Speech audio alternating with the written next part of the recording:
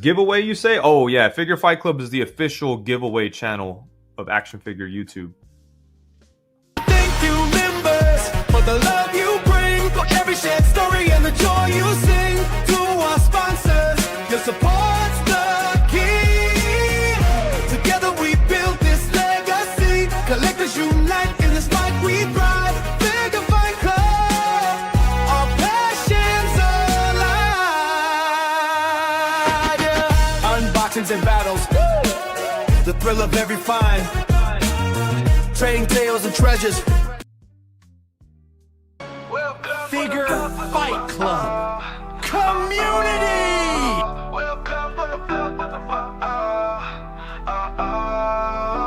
Welcome to Figure Fight Club.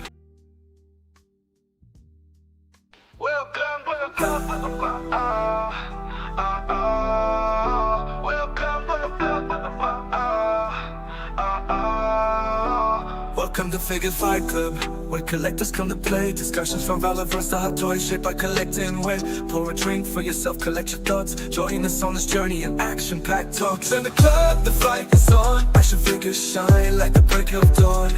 Collectors gather around, any drink will do. In Figure Fight Club, we welcome you. Welcome with the flow, with the flow. Welcome with the flow, with the flow.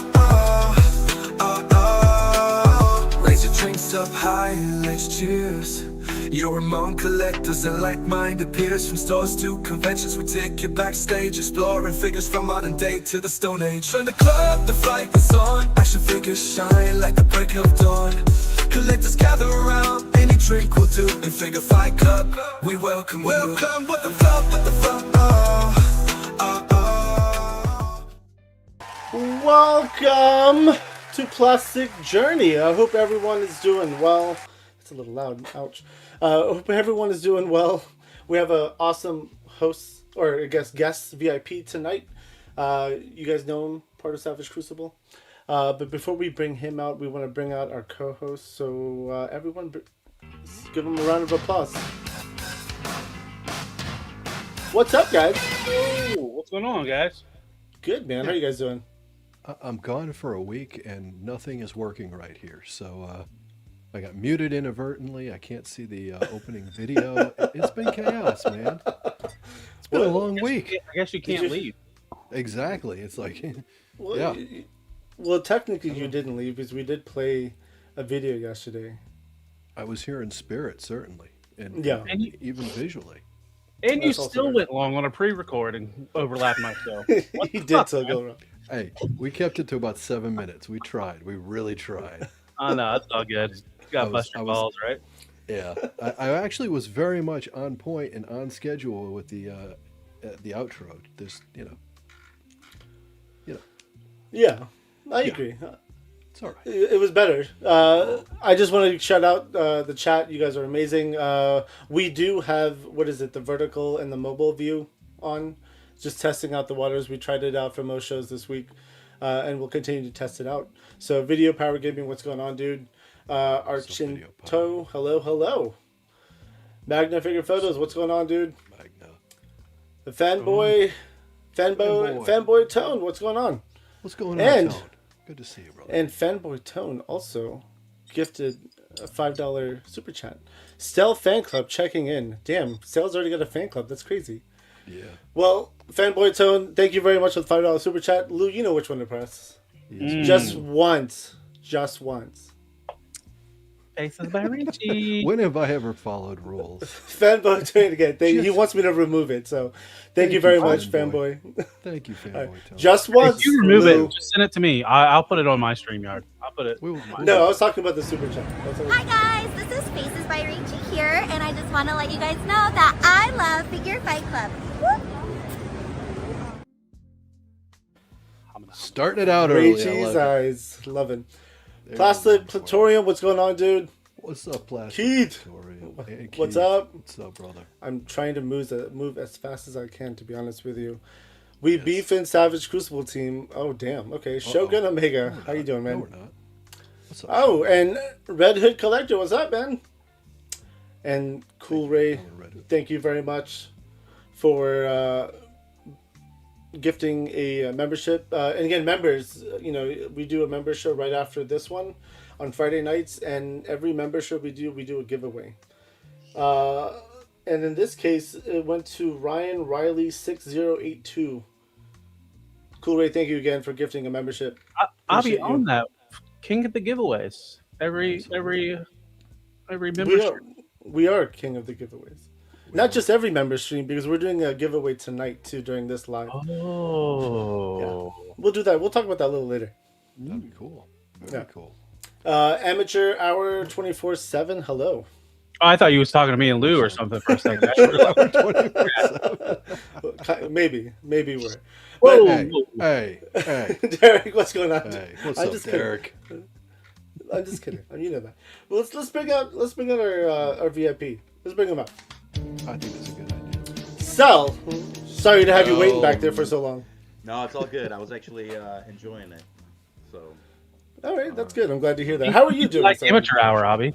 Yeah, right. He loves amateur hour. I'm doing good.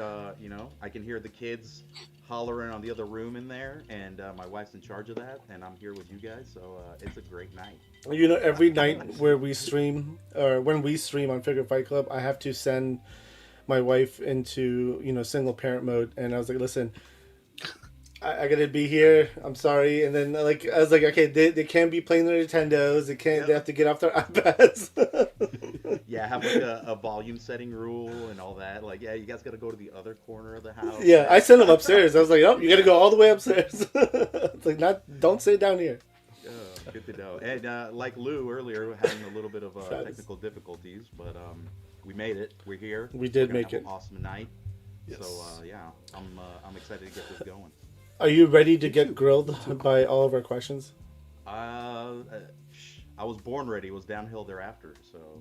Got you. Okay. There you go. So before we jump into, I guess we'll just ask you how long have you been collecting for? That's always generally one of the first questions we ask. Brian's sons. What's up, buddy? I've been collecting. Well, I guess does collecting count from when you have the purchase power to collect, or is it? I mean, if you were a kid collector too, but I guess the real question is when you became like a serious collector. Serious collector?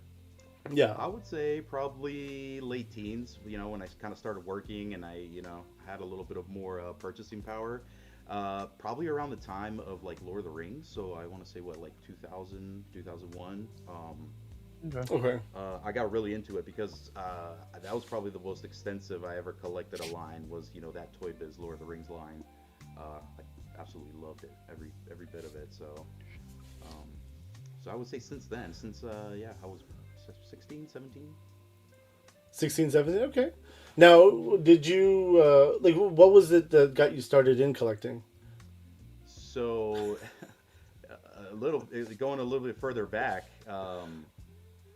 I used to live in Greece, so like in the 90s, I was living in Greece at the time, and my uncle, my mom's brother, would come and visit each summer while we were there, and every time he'd bring me like a caseload of Toy Biz Marvel figures, so it was like either Iron Man, Spider-Man, Fantastic Four, you name it, anything, and also alongside with that, he'd bring me like pre-record VHS tapes of like Fox Kids, so like I had like Batman the Animated Series and Rambo, Silverhawks were on there, so it was good for me because living in Greece, I got access to all this stuff that otherwise I wouldn't really have access to, because not all of that stuff aired in Greece, and a lot of that stuff would come like at a later time because they would have to dub it or subtitle it.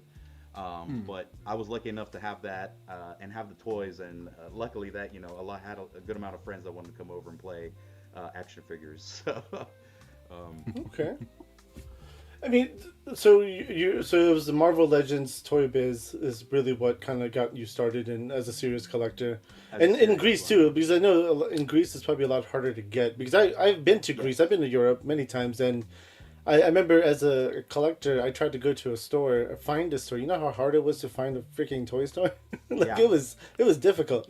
I mean, you'll be able to find like places that sell toys, but you got to be careful because a lot of that is bootleg stuff. So Yes. you got to know what you're going, and us, we would be able to recognize it, right away. But if you send your aunt, be like, hey, I want this new, Spider-Man figure, and she goes out in the wild and she just sees a Spider-Man, she's definitely gonna get you the wrong one. For sure, yeah. That is Spider person. likely Spider person. That is very likely true. Yeah. It's actually interesting. So, what part of Greece did you grow up in? So I was in Athens. Athens, okay. Yeah, just So, were you near the historical parts, or was it pretty close? I would say I was maybe about 20 minutes from the Parthenon, and and Plaka Square and all there, and it was nice because the funny thing is, come summertime, everybody leaves mainland Greece and ventures off to the islands. Because of course you want to take advantage of the sun, you want to take advantage of the beach, going out of the water. So a lot of the times, would be in mainland Greece, for the school year, winter time and all that, and then come summertime, we just venture off to some island because there's definitely an abundance to choose from. So yes, there is. Yeah, for sure. I remember when I went to Greece. It was around 2018. I went to Athens. I actually did not like Athens. I like the historic part of Athens, but like the main city of Athens, it was like really dirty. It reminded me of like a mix of India, and I was like, I didn't like expect it. Right, I wasn't expecting that part of it. Dude, best time was when they were getting ready to do the Olympics, because they actually put a lot of effort into like cleaning it up and making sure it looks nice. They actually dug for the metro and were able to find some old ruins and stuff like that. They found like old irrigation systems that existed in ancient times. So that was probably one of the nicest things that happened, And then as soon as the Olympics were over, they're like, oh, yeah, just back to the mess. Forget the maintenance, yeah. Dude, I saw a rat that was like the size of like my arm. It was so big. I was like, whoa. Yeah, but again, like you said, yeah. No, like you said, you visit the historic places, and then just venture off to the islands. Go to. That's we went to Naxos Island after that, and Naxos, that was amazing. We love Naxos. What was it? That was the 2000 Olympics, right? When they came to Athens. 2004. 2004. 2004, yeah. Because I remember it was funny because that was like the golden time for Greece, because I remember it was like 2004 we had the Olympics. I believe 2005 we won the Euro Cup. And then not shortly after that, we got like the basketball championship. So it was like our like golden run, and then it was like, like we're done. We did our thing, like. I'll be just stacking up on you. I know. I'm gonna get to. I apologize to cut this or interrupt. No, Cool Ray. Did you say giveaway? Yes, we are doing a giveaway. It's gonna be from our sponsor, Articulated Empire. We're giving away an Action Force Valaverse Special Warfare. I think that's what. Yeah, Special Warfare tonight, and then for members, we're gonna give away. Lemurian. I'm entering that Andy one. Lemurian. I didn't know you had your hand on one of those.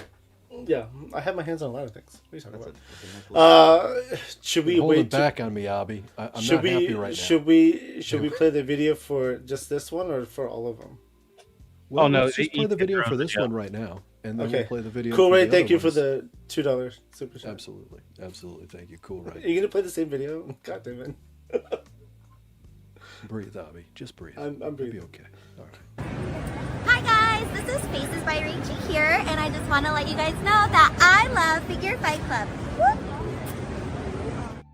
It's gonna be one of those nights, isn't it? I have a My feeling. finger slipped. Hashtag Faces by Ricci, everyone. Yeah. Absolutely.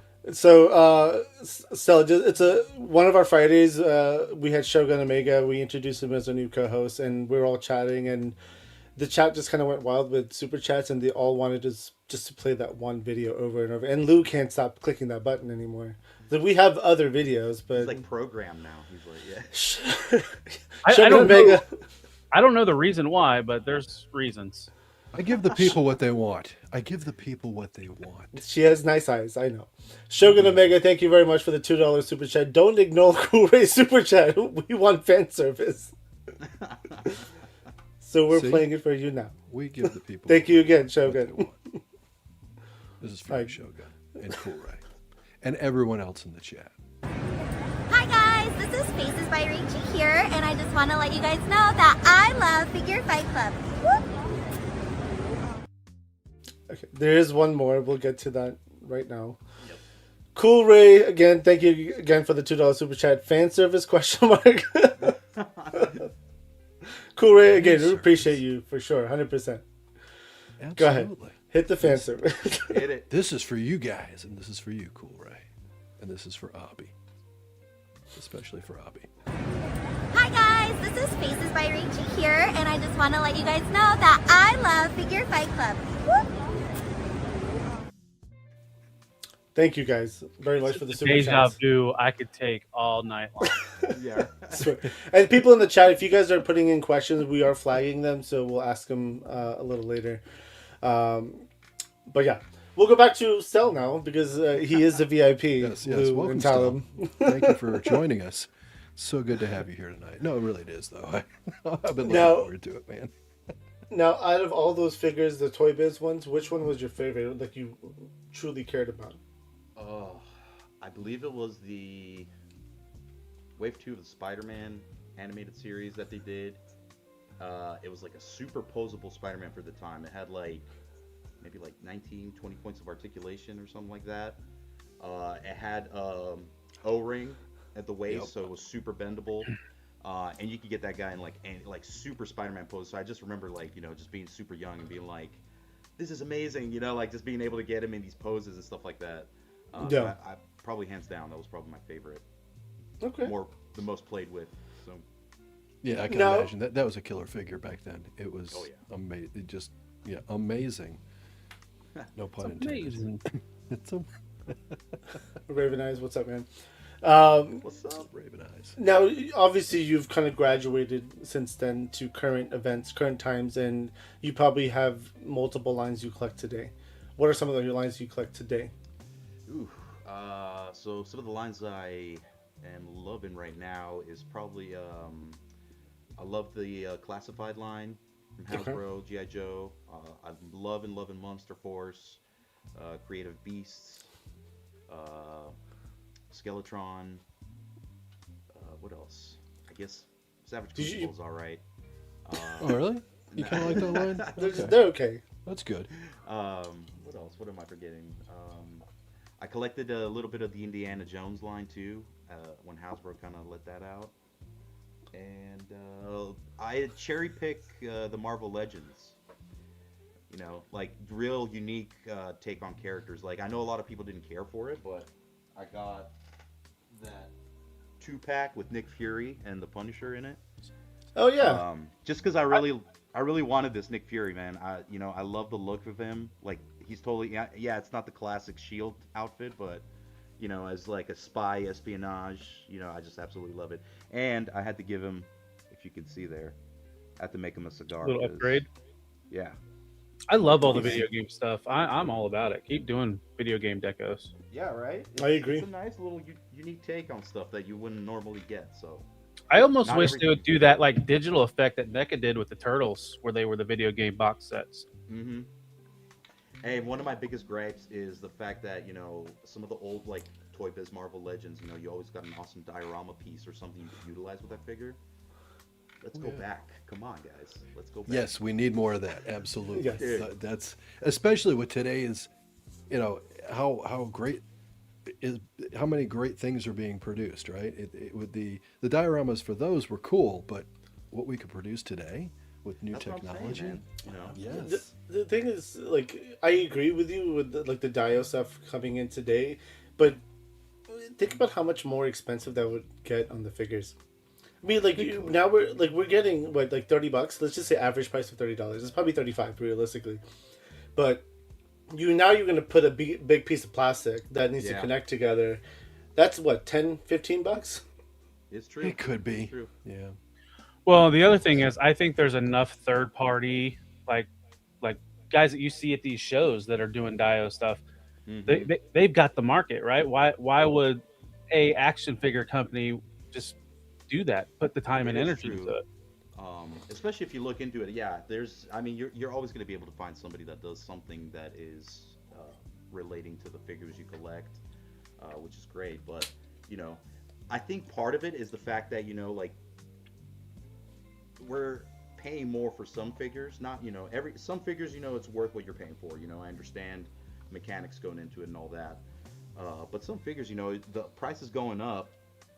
You're not necessarily getting everything you used to get, which is fine, inflation. Let's take that into the conversation. But I feel like still, like, you could give us something, You could give us something. I mean, the thing is, like, there's just so many people out there right now who could probably do a much better job and kind of customize it to the way you want to have it. And that's kind of the beauty of it, because then that's Right. probably more meaningful anyway, because it's something that you visioned or you had some of your Exactly. opinions involved with, like, so it just makes it more meaningful versus a piece of plastic that connects together. Eventually it'll start warping over time because and another thing too that kind of just popped in my mind I didn't really take into consideration is you do have 3D printers now that you can generate dioramas with and do that. So I guess there are different avenues that you can navigate that if you really wanted something like that. I mean, was it Diabolic Studios is making a castle? I know, I saw that, dude. Yeah, It's crazy. He's making a castle. I mean, it's gonna come out soon. And then there was I forgot what the company was called. I don't think it's that one, but they made is that the one that did like the castle and then they did like a brick wall yeah, that you can yeah. that's Wall what it XD, is. yeah. Same guys. Wall They XD, used to, Yeah. they used to be called High School Creations, and he changed the name to Diabolic Studios. That's Yep. right. That's right. Yep. No, I saw him. Where was it? They were at Titans, I believe. Yeah, Yeah, they were at Titans. they were Yeah, at that's Titans. They were right, Titans, that's right. yeah. So I got to see the product. Yeah, excellent stuff. What a great idea. I agree. Yeah. All right. Oh, I signed up for those. I can't Let me wait. get to 3 Enders Shadow 199 Super Chat. Thank you very much. And I think he made another comment after that to Lou saying, you know what to do. So Enders, thank you very much. I do know what to do. Nice. Give the fans what they want. Hi guys, this is Faces by Rachie here, and I just want to let you guys know that I love Figure Fight Club. Whoop! Was it like 4 times already? I lost count. Yeah. Doesn't matter. Doesn't even matter. Candyman. We have other... If Tone's still in the chat, I Candyman think 5000. I might switch out the goat milk for some other milk right now. I didn't even think about it, but I'm drinking milk. I should have came back with Yeah. the milk mustache on that. You got a little bit, yeah. No. That would have been awesome. Yeah, there you go. That- You got it. Shield for jiggles. for the jiggles. Candyman, welcome back to membership. I appreciate you jumping back on. Again, we're doing a members only stream tonight. We'll see you there, and we're giving away a figure there too. No, we're I not. think- No, we're not. We are. Unless it's a different figure. No, Oh, we're not. Lou's trying to claim it. I No. want that figure. We don't claim figures, Lou. It doesn't work that way. I'm trying to claim it. What's up, Sudahuba? We're Suda. off the rails already. I I apologize, know. guys. I know. I think I have to take away Lou's. Oh, we got a Button special pressing powers. request from Dawn Raven Eyes over there. John. Uh-oh. Raven.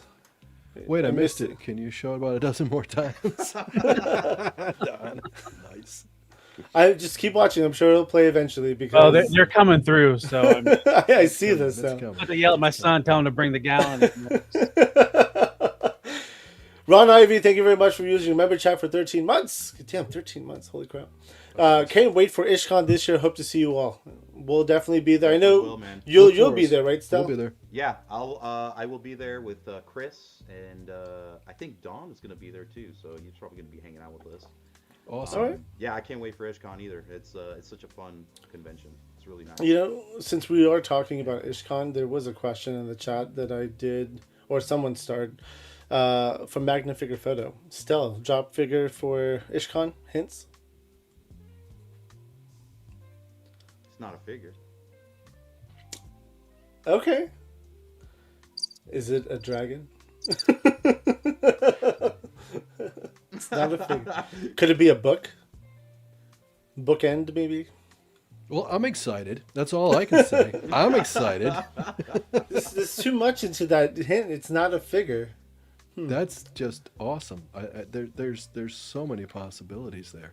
Maybe it's It doesn't accessories. clarify anything, but certainly presents We like being vague excitement. at the Crucible, you know. Yes. Yeah, I appreciate that for sure. All right. Let me remove that. So, going back to, we will talk about Savage Crucible more closer to the end. Not right now. We want to focus on Stel and his journey. Now, you just mentioned a lot of lines. A lot of them are indie lines too. I've kind of noticed that too. Now, what is it that about the indie lines that you like as well? Because you seems to be one of the, I mean, again, I collect a lot of indie lines too, so I'm just curious about your opinion on a lot of the indie stuff. I really like and appreciate the indie stuff because you kind of get to see the face behind the company. With a lot of these people, it's a little more transparent for me, and I feel like I'm contributing to somebody that's really trying to achieve a dream or goal of theirs. Of course it's a business, but I don't feel like necessarily all these companies are like, money driven to the point that, they're, caring for the profits. There's a lot of fans, a lot of, people that own these companies that are, out there getting themselves out in the public, talking with people, and just really sharing what it's about. It's a whole different conversation than, let's say, like somebody that majored in business and knows how to make you a profit at the end of the year of a certain percentage, right? So I really like that aspect of it, and that it's such a unique take. These characters were created through the depths of their mind, so this is their creativity put out in plastic form, right? There's all sorts of creativity, like, you got Frazetta, artwork, you have comics, you have, any type of, content that you love, fantasy, sci-fi, whatever it be. Cosplayers. So, cosplayers, yeah, exactly. Yeah, Not the I furries, agree. though, not you. Not the furries? Damn. What about the faces by Richie? I'll allow That's a pass. That's a pass. Hey, look, my hands are right here. Don't worry, I'm not touching the button. Not yet. Now, out of everything that you collect today, if you could only choose one, which one would it be? Like one figure or one toy line? One toy line. Sorry. Oh man, that would probably be. I'm not gonna say Savage Crucible because I feel like that would be, I mean, you could Well, say Savage it if would that's probably- if that's your favorite. You could say that. I mean, again, it's not because you. I love Savage Crucible because I love fantasy, so like that's a hands down kind of answer. But let's say Savage Crucible wasn't part of the equation, I would probably go with Monster Force because I love the unique take on the story of classic horror characters, and the way they're kind of going about it. That's right. Fanboy Tony said, "Just say Savage." Just say it. I know, right? But I really love Monster Force right now. I really like the things that they're putting out, the characters, the designs of them. Real cool. Let me ask you still, when you say Monster Force, are you specifically focused on the Monster Force set by itself, or have you looked at any of the Soldiers of Fortune and the Crimson Moon? So I have ordered from both those lines. I actually have the Crimson Moon figure sitting in my pile of loot because I'm waiting for a couple more to roll through there. And I have, is it called the Saboteur? Yeah, I believe the Saboteur, the guy that has like the jacket with the ski mask on. I think that's a Soldiers of Fortune, right? Yes. Yeah. Yes. So I have him as well. I'm really liking their stuff. I really like the buck, the way the joints feel and all that. The character designs are great. So I'm really liking it. What is it? Griffin, I think, the Invisible Man guy. Oh yeah, the Eraser. Eraser, Lieutenant Griffin. That one's that's one of my favorites. And they got me good because I got all the exclusives, thinking that they weren't gonna do like a clear smoke one. I got all three of those suckers, dude. Yeah, me too. I do like the monkey in the tuxedo. I kind of want that. And then what is it? It was the Soldiers of Fortune figure that had like the cheetah design. Yes. Yeah. Yep. That one's actually an exclusive. I think you can only get that one if you order the whole wave. Yeah. Oh really? Yeah. Damn. Yeah. Okay. Because I really want that one. That's the only one I want. That one's cool. Yeah. No, I wanted the ski mask guy so bad. I'm like, Yeah, those are so many cool photos that you could take with that guy. Like, you know. Yeah. Oh yeah, I agree. Yeah, it's a very cool figure for your random thug. There's a lot of options with 100%. it. Yeah, and the accessories too. He's got a stick of dynamite that's lit. I Yes, think. he's got that. He's got the pump shotty. Yeah, I think he's got a crowbar or something. I think that's it's a right. crowbar, Yep, right? he's got the crowbar too. Yep.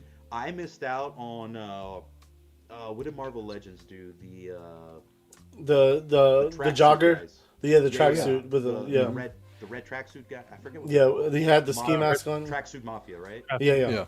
Yeah. Mm-hmm. That one I missed out on, and honestly, if I had caught it, I probably would have gotten a couple of those just to have, like you said, Lou, like just random thugs, Mm-hmm.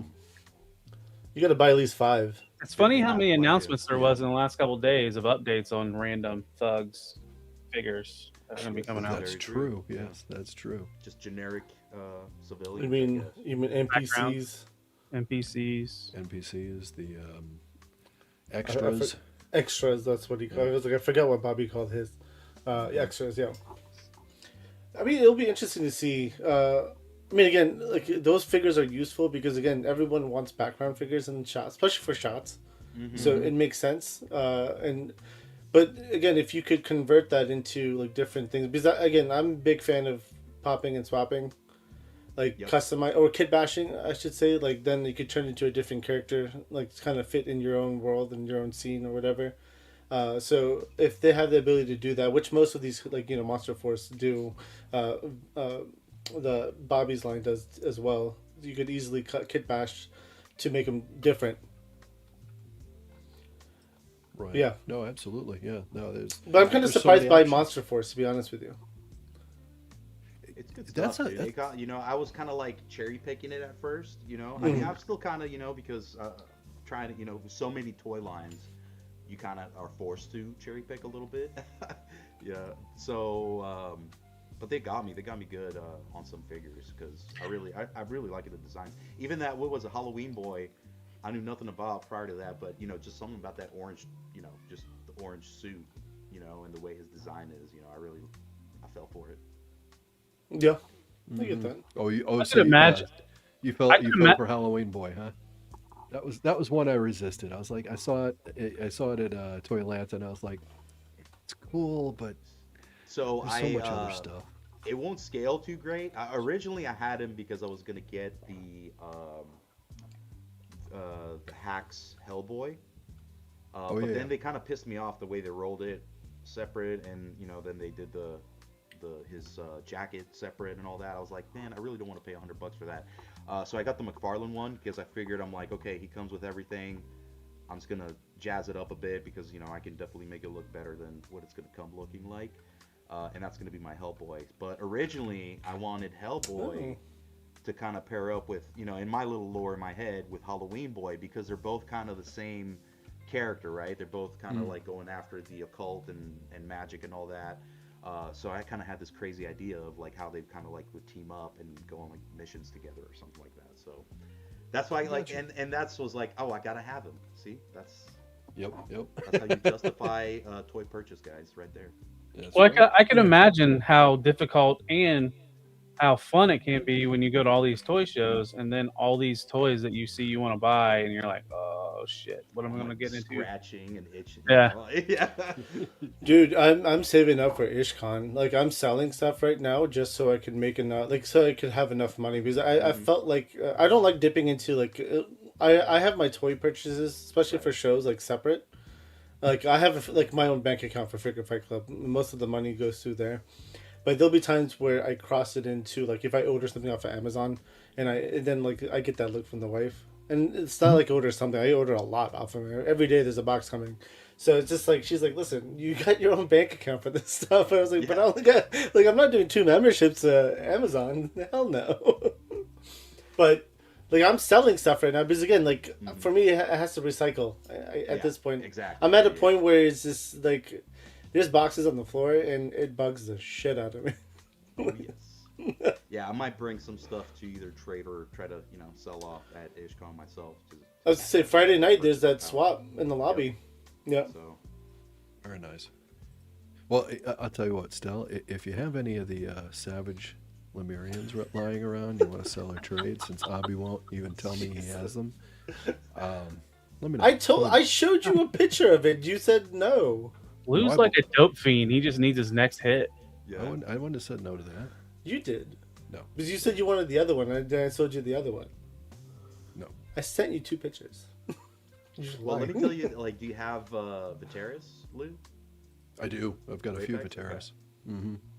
So it's pretty much like you take off the armor, it's kind of the same, you know. As a, It kind of is. Yeah. Oh yeah. No, it is. Yeah. I personally love Viteris. Viteris I feel is like an excellent figure. he got kind of steamrolled over because the shield came out like so close to him kind of coming out. So I feel like he didn't get like the love he deserved, you know, because he comes with an awesome array of weapons, which, you know, my favorite weapon so far in the line. Oh yeah. But he's just also cool design. So No. And Lou, the you know who to blood-soaked hit up? weapons. Subliminal purchases, bro. I have a couple of Slates and Savages available. There All right, you go. Subliminal. We need to talk. We'll talk. See, I like DM. Savage Crucible, get in but his there's. DMs. I'm a big fan of the humans that Savage did. Like that really, like for me, set the bar even higher. I was like, now this is badass. Like I still think Warrior with Ball and Chain is like probably one of my top figures in my collection because like it just the way it looks, the way you could articulate it, and Varnox is amazing too. That's one of those figures I like just love posing around, messing with. Mm-hmm. Yeah. Oh, We're waiting for the females to come out Yes. eventually. Yeah, wait Yeah. patiently. We'll get We there. are waiting. We're working hard on it. Trust me, we are Yeah. doing our I due can only- diligence. We're, you know, How hard are you working on it? I'm just curious. Abby, calm down. You junior. Jesus. God damn, let them produce female characters. Jeez. Chill out, Abby. Chill out. What- Let me play why the do video we- again. No. Yeah. All right. well, If you want to play the Code. video, we do have some super chats. I don't think we saw this one. So Sudahuma, thank you very much for the $5 Canadian super chat. Show me the goods, Lou. You know what to do. You know I like to make our people happy. And I'm appreciative of all It sounds a you little guys. dirty, by the way. Just a little bit. Fan service. Really? Fan service. But not fan service, just Some for type the of crew. service. Servicing the fans. They're not fans, they're the crew. They're not fans, they're the crew. And You notice how it's he the didn't. crew. You notice how he didn't disagree with the service part, though. yeah. Hi guys, this is Faces by Rachie here, and I just want to let you guys know that I love Figure Fight Club. Whoop. I did not disagree, no, You know, not we at got all. like an AG on what toy shows is going to be at next. You know, I think a lot of people are interested. That's also true. Not that I've been paying attention, but I think she's in Hawaii right now. Yeah, she is. Damn. is. Like that freak, Lou. Yeah, she is. She is. Jesus. Shogun the Like, Mega, let me- thank you very much for the like- $2 super chat. Ping location. He's like, Yeah, Do you follow all of her Instagram accounts too, Tyler? I think there's 2, right? I have no idea. I follow one. I didn't know she had multiple. Yeah, she's got like a diary one too. Yeah. I guess. All right, I'll be back. Shogun Omega with a $2 super chat. Stel, you want more about Juicy for Juicy info? Bribing you with it. Thank you, oh, Shogun. boy, my God, I told my wife to go to the other room. All right, Lou, go ahead and hit the button. All right, this is for you, Shogun, and for all of us. Hi guys, this is Faces by Rachie here, and I just want to let you guys know that I love Figure Fight Club. Whoop. You know, I'd like to take a second and shout out to the fact that we're all simple men in this chat and video tonight, and I love the fact that we're all just simple human beings. We don't ask for much, guys. We don't ask for We much. don't. No. Just a lot This of is true. expensive This toys. is very true. Just yeah, Just a lot of just a expensive pair of toys. Yes. just a pair. Yeah, you're right. So What up, yes, no, Jay?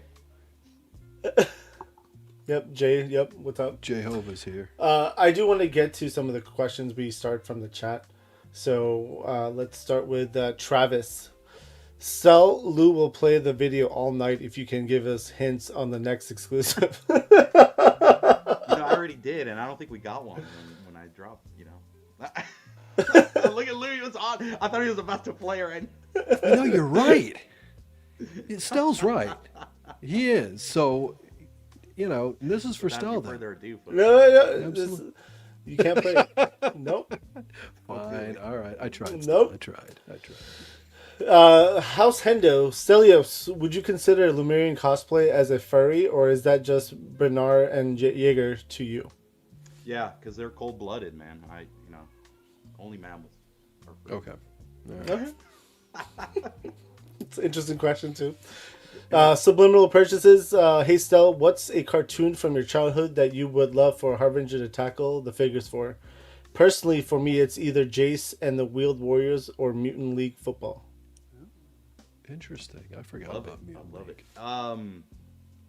Characters that I grew up with, I think they're a little cartoony because it was a comic that was a little cartoony based, but maybe folks don't know about it. Maybe they do. It was one called Asterix and Obelix. Asterix and Obelix. Yeah. Yes. Dude, oh my god, I would love some figures of those guys, man. I was literally saying that the other day. I was like, I would love Asterix. Because, again, I grew up because I was in Germany when I was born, right? Yeah. So, oh my god. so that was, in Europe, that was all over Europe TVs, Asterix and Obelix. Dude, it was that. Did you remember Lucky Luke? Was another No, one? I don't remember You Lucky don't Luke. Remember Lucky Luke? That was I remember the one. He-Man. He-Man played a He-Man, lot. Yep. Yeah. So Lucky Luke was, I think it was by the same creators that did the Asterix and Obelix comics, because it was Lucky Luke, and then I got in this other one. It was like Cotton Eye Kid or something like that, which Cotton Eye Kid. it was a weird one. It was like in the bayou and stuff like that. Mm-hmm. Yeah, it was kind of like what was it? With the alligators, like that was actually my first.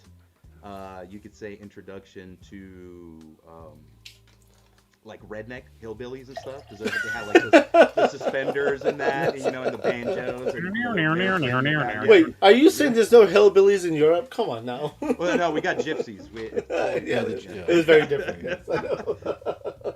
It was very different. Let's see. There's then one more question. Endless Fables. Hey guys, one question: is Nezda delivered the next convention drop? I don't know. We tried. Nez, We tried. I know exactly. Brett, he always comes through with these questions, and we ignore the hell out of him on our show. Here he is, Figure Fight Club. Trying to get It's the coming. answers out of me here. He's a big fan too, like we all are. Yeah, we all. Listen, he's a delver, man. He's gonna pop up when he's wherever, whenever. That's true. You don't know. He's Very true. spelunking somewhere. Who knows? Yeah. We'll wait patiently. And we see him sitting there at the booth. Would you like to read this one, teasing Luke? us. From Matt with 2 T's. Thank you, Matt. Member for 13 months. Resident Evil trailer. Thoughts? Hi. First impression, it's a cool zombie flick. Now, if you were to just not put the Resident Evil title on it and just showed it to me, I'd be like, yeah, it's a zombie flick. There's nothing really that jumps out to me that's like Resident Evil. I mean, I take it back. They did show certain clips of, certain characters from the lore. I don't know if everybody's seen it. I mean, no spoilers, but, they had the Fat Man and then the multi-limbed creature I think they showed and all that. But I was a big fan of the first movie, like the original Resident Evil movie with Mila Jovovich. yeah, Mila Jovovich, yeah. I like that one. Is it because she the was wearing series that one kinda outfit? Get off the rails there, yes. But the first couple movies I actually enjoyed. I did too. I thought she did a good job at least at the I would say at the earlier part of it. The later parts got a little ridiculous Yes, in my yeah, opinion. But this movie does look good. I think the trailer definitely has me interested in seeing the whole movie. So that's a good thing. And again, Matt with 2 T's, thank you very much for using your 13-month member chat. Is anybody going to go see Mortal Kombat? What is it? I want to so Oh, yeah. bad. Next Oh, week, yeah, right? I want to as It's well. next. It's not this weekend, is it? It is. It's No. coming up this week. No, Is it this this- week. I think next week, Thursday, right? Next That's Thursday. what the- Okay. Yeah. I want to see it. I told my wife I was like, we could put our kid somewhere and the dog, and then you and I could go have a date night for Mortal Kombat. That sounds What a weird. great time right now, man. We're getting, if you think about it, we're getting Mortal Kombat, we're getting Street Fighter, we're getting He-Man. Yeah. And Star Wars. Oh, yeah. Star Wars like too. our The new summer. Star Wars movie. Yeah, the Mandalorian Grogu. Yeah, you're right. Yeah. I mean, I'll still That watch. looks I don't know if I'll watch Star Mandalorian Grogu in theaters, to be honest with you, but I'll definitely go watch will. Mortal Kombat and Street Fighter in theaters. Well, you know, the one cool thing about Street Fighter, like everybody was like kind of shitting on it because it looked weird, right? But then you see that new trailer, and you're like, okay, I see what they're doing. And that's the shtick of this movie, that it's going to have that campiness to it, and you're going to have a lot of video game elements. So I'm like, all right, now I'm back on. Dude, you kind of have to play it to the original, thing that got people addicted in the first place. Yep. You got to take it for what it is. Yeah, don't go overboard with the humor. Like Yep. the last Thor movie. Yeah. But just add it in there. I mean, like, I even like the original Street Fighter movie because that movie is making like fun of itself. So it's like, people are like, oh, it was so cheesy, but it's like, dude, it was aware that it was cheesy the whole time. And they're like capitalizing on that aspect, and that's why I actually thoroughly enjoyed it, because it kept the story, it was still going on. Yeah. Like that scene with freaking Zagat when the truck is like rolling towards him, and he's like, "Quick, change the channel!" Like like totally cheesy, but I fucking laugh every time I see that shit. Well, I always say that's the best G.I. Joe movie we ever got, was that Street Fighter movie. It's true. And the monologue Jean-Claude Van Damme has, where he's like, I'm going to get 100%. my bolt and kick that son of a bitch Bison's ass so hard that the next one will feel it. Now, who's with me? So good. And to know that was just a coke-fueled film for Jean-Claude Van Damme. Mm-hmm. It's got to bust those splits somehow, dude. Yeah. Yoked out. I think they were pretty much all on the Nice. snow. Sorry, I'm just trying to keep up with the chat. Yeah. It's funny because people did warn me about the whole mobile view, that you'll get a bunch of weirdos in the chat, and I think I just saw one. So, so I was just like, what? Huh? But it has happened at every show we've done with the mobile view. It has like a weird question has popped in. It's just like you question. You do question it. There's probably some 12-year-old that their parents didn't know how YouTube worked and gave them the right to watch adult YouTube. Goose, welcome. I wasn't talking about Goose either. Welcome, Goose. Yeah, we're used to it, Goose. Yeah. Yeah, new Godzilla at the end. That's right. Yeah. Dude, and Oh yeah, that's the another, Godzilla. the new Kong and Godzilla movies have been excellent. I enjoy them. I've been enjoying the shit out of those. Yeah, my youngest son is a big fan of Godzilla and Kong, like to a point where I had to go buy him toys. I And he didn't wants, watch like, season posters. 2 of Monarch yet because I don't have Apple TV or whatever. Oh, Me gotcha. neither, yeah. I I'd haven't like to seen see it yet. that. But I like the first season of Monarch. I like how they did the time jump back and forth. A lot of times I don't like it, but I thought it was cool how they introduced Kurt Russell and Wyatt Russell playing the younger version of him. I thought that was kind of a cool element. So I think Travis P said, tell Rob to make her into an exclusive figure for Lou. My assumption is he's referring to Faces by Ricci. We all. Oh, know. okay. Yeah, I'll pass it along, guys. it's not a bad idea. It's not bad. And I then think that'll play out. But House thank you. Hendo. Oh, Tell, go ahead and read it. Hendo. oh shit. Okay, Stelios. I studied the maps the crew has released. Are they themselves any indication as to what to expect? The Atlantis map has me very excited for the wave in the vein of Call the Conqueror. So thank you for taking the time and studying those maps. Those actually are a great source of information because you get to see the world, so you get to see kind of what could have pre-existed in the Crucible. You could see where certain people have kind of come into the Crucible and maybe have started an empire or something along those lines. So there's definitely the possibility of seeing characters from throughout the maps of the Crucible. We just need a little time, but good observation there. Very nice. House, thank you very much for Yes, a $10 super chat. I guess you want the same video, so go ahead, Lou. Is there a choice? Yes, we have a lot of other videos. Do we? He lost it. Hi guys, this is Faces by Rachie here, and I just want to let you guys know that I love Figure Fight Club. Whoop. Nope, we only have that one. No, we have more. No, we don't. Listen. The only one to get uploaded. We worked hard for the assets, okay? We have more. All right, I'm gonna keep starring the chat, and we'll continue asking questions. So Stel, back to you about toy purchases and your collecting habits. What was your first big purchase, and how did you feel right afterwards?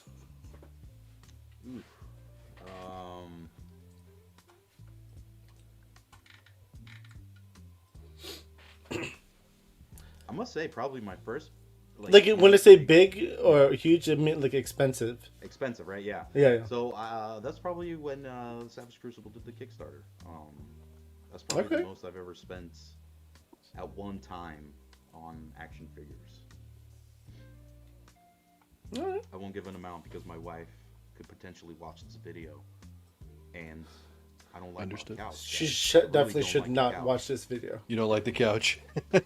She should not watch this video at all. Maybe she's a fan of Faces by Rachie. Come on.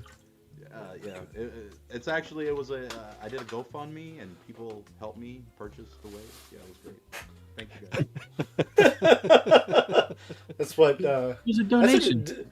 Did you make enough or like extra so you could buy more? So I just went crazy on like wave 1 and 2 because I was like, oh my god, I gotta have like a bunch of that. Wave 3, I was like, oh, I'll just get like, you know, like a all in and a couple here and there, because that'll be coming at a later time. I can like purchase more of it. But yeah, I got a lot. Yeah. Yeah. All right, I get that. And what was your feelings afterwards? You know, I tell you what, it was a good feeling. It was a good feeling because, you know, we put a lot of effort into the line. We really wanted people to love it, and you know, it was to you know, help create a toy line that values the things that I care about in figure form. So, you know, I felt pretty good about it, you know. Okay. So the good feels. Good feels, yes, very good feels. Now, about your collection, have you ever felt embarrassed by collecting, or do you keep it private, or only like close loved ones know? So, Or do you just tell the whole world that you're a collector? I guess I've gotten way more comfortable as I've gotten older. I could say like in my early 20s and stuff like that, I wouldn't brag about it. And I'll tell you what, man, you know, people look at it now like, you know, it's the latest trend to be into pop culture and love superhero movies and this and that. Like, that's only been cool like the last like 10 years, if that, you know. Right? Actually, I would challenge that to say even the last 7 years. Less than that, yeah. So like, that's, you know, so. When did Avengers come out? Because I think that was like the peak for like people. Maybe not the peak, but that got a lot of people. That Avengers movie when it did. I feel like those movies too, they kind of brought us out to the surface, right? Like we're like, oh, we can come out in the sun now, like, you know, you know, like we can be amongst the rest of the people and be okay.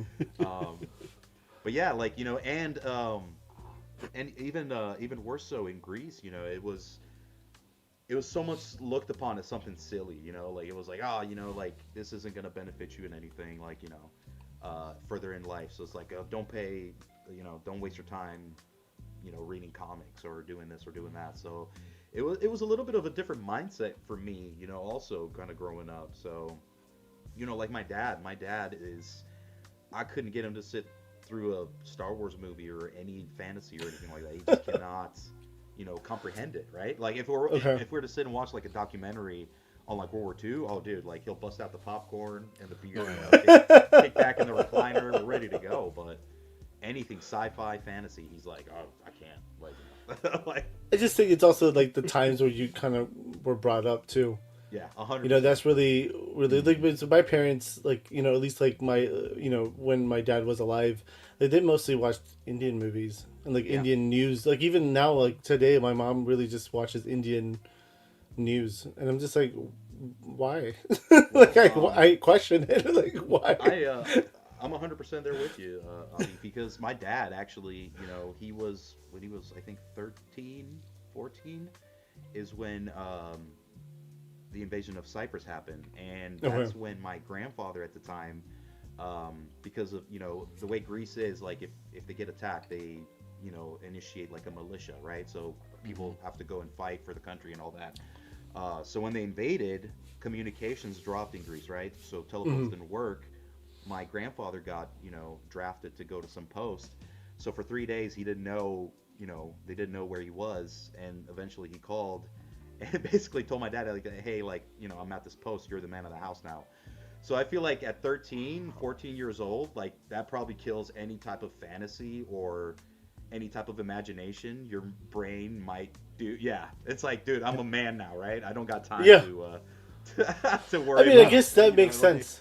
you know, That does make sense. I mean, especially it was with that, that, and then, you know, later on, like in his late teen years, he was in Greece during the military coup. So, you know, he's definitely experienced and gone through things that I've never experienced. So, you know, I can completely understand, you know, why he, you know, certain things he just doesn't, you know, connect with. So, listen, like so, like, do your parents, do they buy you toys for like your birthday or Christmas? you know, it was not my parents so much as my uncle. Like I said, my uncle Peter is like, I basically owe that man all my plethora of knowledge when it comes to comics and action figures and all that, because he was the one that kind of initiated that for me, right? So, so I figured like my parents kind of saw that, and they were like, okay, like we'll get him the clothes, we'll get him supplies and stuff like that for school or whatever.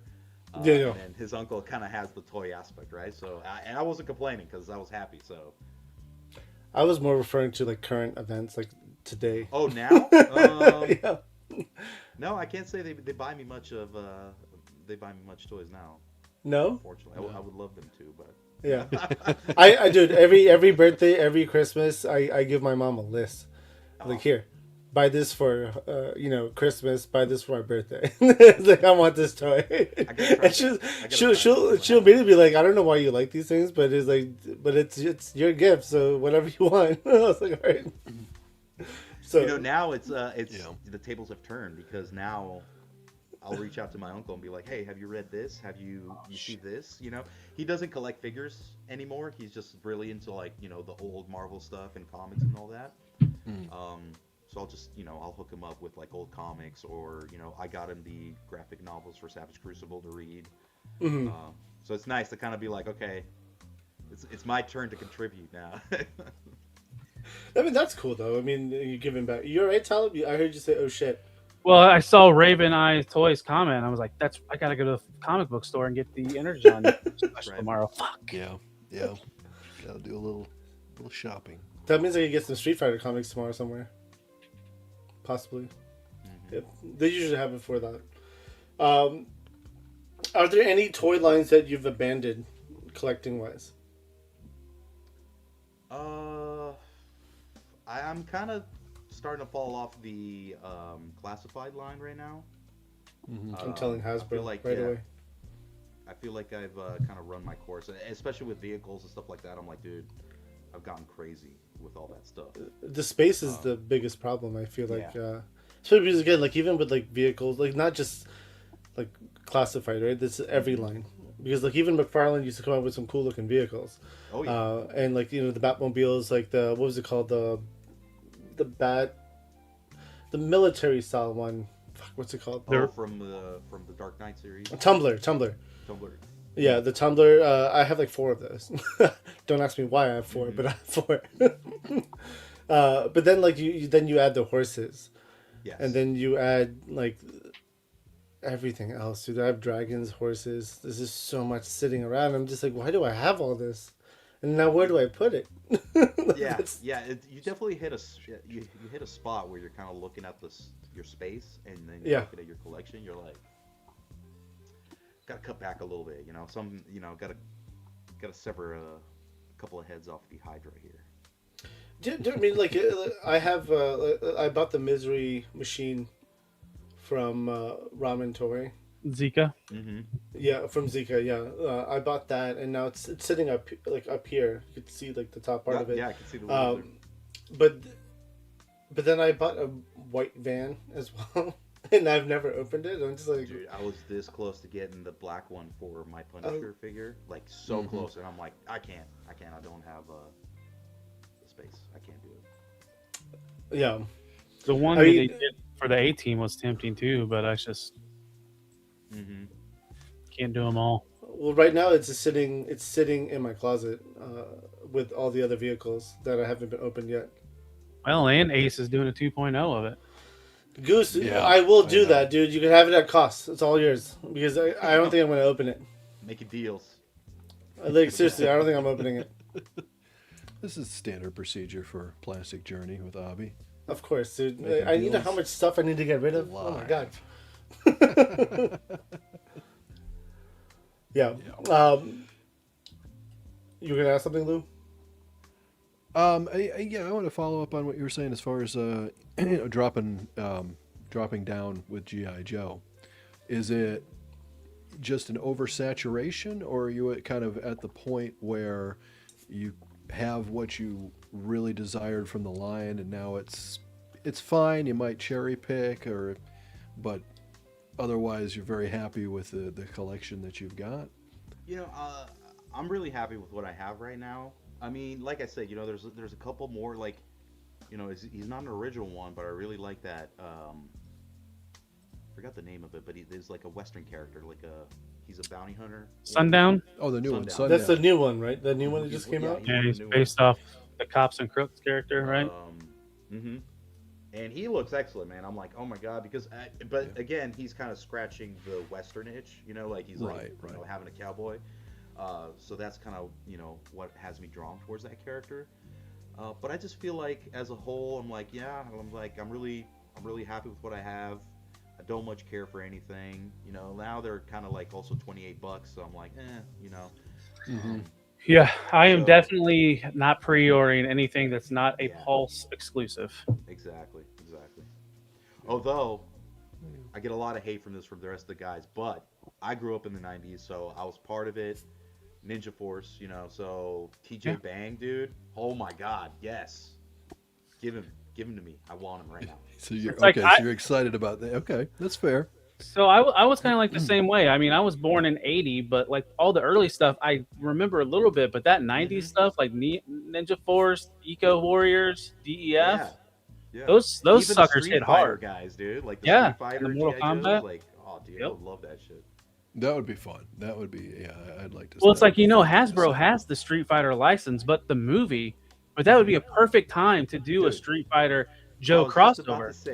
This is a perfect time to do it. Isn't Hasbro making the movie versions of Street Fighter? Yeah, but that doesn't mean they can't do like a G.I. Joe Street Fighter crossover. They could totally do that. Yeah. They would probably have to buy a separate license for it, though. What license does Mattel have with WWE? Because they're doing crossovers with the WWE characters. This is true. They've kind of taken their liberties to take the design of the Street Fighter guy. I'm sure that was probably worked in with Cody Rhodes and Roman Reigns contracts. One of their contracts probably had to be a part of it. It makes you wonder how that contract works with Hasbro, because Mattel has those likeness rights too for the wrestling figures. Yeah, which is interesting. I was going to say that, like, with Cody Rhodes. I mean, he would be the only one to be ever made currently in the Mattel and Hasbro line. And Roman Reigns too, I guess, in a way. Like, he would be the only currently made, yeah. That's interesting. Yeah, for sure. Yep. What's up, Jedi Ben? Jedi Ben, what's up, man? He's finally finishing his story. I think he finished it, and it's gone like way past him now at this point. Yes. I want him to turn heel. There was a question from Shogun in the chat for you. And the only reason I'm bringing this up now is because we're talking about wrestling. But Shogun Omega asked, "So, do you watch? I'm assuming, or know about wrestling?" So I watched wrestling when I first moved to the States with some of the friends that I made at the time. So I know of wrestlers, like old wrestlers and stuff. I don't follow anything new, so I don't know anything new. So you had no idea who Cody Rhodes was when I said Cody Rhodes? I feel like I know. Isn't he in the new Street Fighter movie or no? He is. Yeah. Yeah. Yeah. Okay. He's Guile. He's Guile, yeah. Guile, right? Yeah. He actually is a toy collector, is he not? He Motu. is. He Yeah, collects that's right. Motu, So, yeah. That's right. So I am familiar with some, like Rhea Ripley too. Great wrestler. I wonder why you know who she is. I'm curious. How do you know Great Rhea wrestler, Ripley? dude. She's I agree. A fantastic wrestler. If you like goth muscle mommies, Rhea Ripley is definitely one of those. His wife might be present. Shh. yeah. I'm just talking to the chat, Abby. All right, real quick, need to jump on this. What's funny about that is because I was young at the time, right? So we used to watch wrestling, and then we used to get the cans of the 6-pack of Martinelli's apple juice, right? And that was our brewskis, right? So when Stone Cold Steve Austin would come out, we'd bust the Martinelli's apple juice, and, like crack them, right? And like pour apple juice everywhere. And my aunt be like, "What the fuck are you guys doing?" Like, no, no. And then the one when she says that, you're like, what? Yeah, right. Yeah. What? Stone Wait, Cold's gonna he stomp a didn't- mud he hole didn't- in your candy ass. He I didn't had do an the apple what juice. thing in the 90s, though. And I had That wasn't another his apple 90s juice. thing. And another apple juice. So you like the attitude era. Yeah. Just like all of us. That's awesome. Yeah. Yeah, I just want to throw a quick shout out. Oh, shit. Archinto, Nice. thank you very much for becoming a member. And stop by the member stream tonight for a chance to win. No, actually, you can't. I'm sorry. It's not up for No, you can stop by a chance to win. It's not going to Lou. She can. She can. Yes. You can always stop by. And if I would win that, I would rub it in the Lou every chance I could get. I know you would. I know you would. I Just like really I've hope you never win done just for to that you, reason. Talib. So that's the Right. yeah. I know. Payback, mother. So and our Chinto, and I'm gonna mess up your name again. Power Scows in the house. Oh, nice. You showed off her photo. I did. I was She's in part backstage, of the yes. Savage Saturdays crew. Oh, nice. And, Okay. Yep. So anyway, I need thank you to. very much. So I'm changing my entire room, my toy room upstairs, so I can get more shelves. And I'm getting rid of the couch. I'm getting rid of the table, like the coffee, or like it's not. It's like a bench. I'm getting rid of all that so I could put 6-foot tables in the middle of the room, 2 of them, and I wanted to set up dioramas, and it's just so I could get back to photography. Like so, because I found myself like this entire year, I think I've only hung out in the room like normally the ritual was I would hang out here in my office or work or do whatever. Then go upstairs and hang out in my man cave. I don't do that anymore. I just sit down here because we do 5 shows a week now. I just sit down here and work, and then I walk in every single day to the toy room and I walk around and look at stuff and then I go to bed. So, Abby, do you consider work the additional hour we're backstage bullshitting after the show's over? Hour plus sometimes? No, I enjoy talking and stuff. No, that's not work. I mean, it's just, but I've noticed that I don't hang out in there as I used to anymore. Like I used to watch, I would spend hours in there, 2-3 hours after everything and just hang out. I stopped doing that in 2026. So I was just like, okay, well, I would like to get back to photography. That's a big bonus and a big plus for me. I mean, I have 3 cameras sitting in my house right now that could be used. So why? And I used to do it. That was the thing. I used to take the time to do it, and right now I've gotten lazy because I don't have the space to set up everything and then and take it down. Right. But why not just set it up and leave it up? Mm-hmm. And that's the idea now. In my head, and I was like, all right, the TV's gonna go, the couch is leaving. I'm gonna put 2 6-foot tables in the middle of the room, and that way I gotta get special tables though because I don't want them. Because I wanted a table and then go straight down with the legs. That way I could have the space on the top and the bottom. Because then I'll do 2 layers of different dinos. And then that way I could make my Musk super musk. I could build that out and put it somewhere, so it'll be like a street scene, and then I have different options, right? And I want those options now. I feel like I need those options in my life. You feel like you've earned those options. You deserve those options. I mean, with the amount of toys I have, I gotta Your do options. something with them. They better fucking take some photos. So. Honestly, I feel everything you just said, Avi, because if it wasn't for the Savage Saturdays, like that's the one half hour to an hour that I get to mess around with figures, because with the kids and work and just running around crazy doing activities after school. I honestly get like no time to the time I get, it's like I sit down, I check my emails, and then I put on a show and just zonk off, right? So like I don't get a lot of time with the figures as of late, but getting that 1 hour in a week at least to take a cool photo or at least submit something, it's really nice. And I feel because toy photography has gotten momentum in this last couple of years. So. It has. It used to be really big a few years ago. Then it kind of dropped off, and it's coming back hard. I like it. Coming back hard, and I feel like it's like the new way of us older folks kind of playing with our toys. It's great. It's great to see. Are you telling me you don't play with your toys like without taking a picture of it? Because I play with toys all the time. I mean, yeah, right. Not as much as I would like to. That's yeah. I mean, the thing, this is my office, right? I work out of this room, so I have toys literally right here and like right here, and I'm just like playing like in meetings, right? Like I'm like this, and I have a toy down here. They can't see it on camera, so I'm just articulating the hell out of it. Yeah. Yeah, you're like they're like this. And they're like, what are you doing? It's like, oh, I'm just trying to pop the leg off this figure, right? Because we use Zoom for work, so like the camera, it's weird. StreamYard makes it a lot more bigger, but Zoom is more like closer up, so they could only see like here up. And so I'm just down here like messing with a toy I have next to me, and I'm just like, all right, well, I'm listening and watching and talking, right? So. I would never be able to play it off. They would totally know. I'd be like, they probably. Yeah. I'm looking down a lot during these meetings, so they have to know I'm messing with something. But yeah. No, here's the question that about photography, right? So, what do you use for photography? Do you use a camera? Do you use your phone?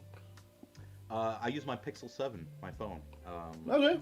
It's what I've been using so far.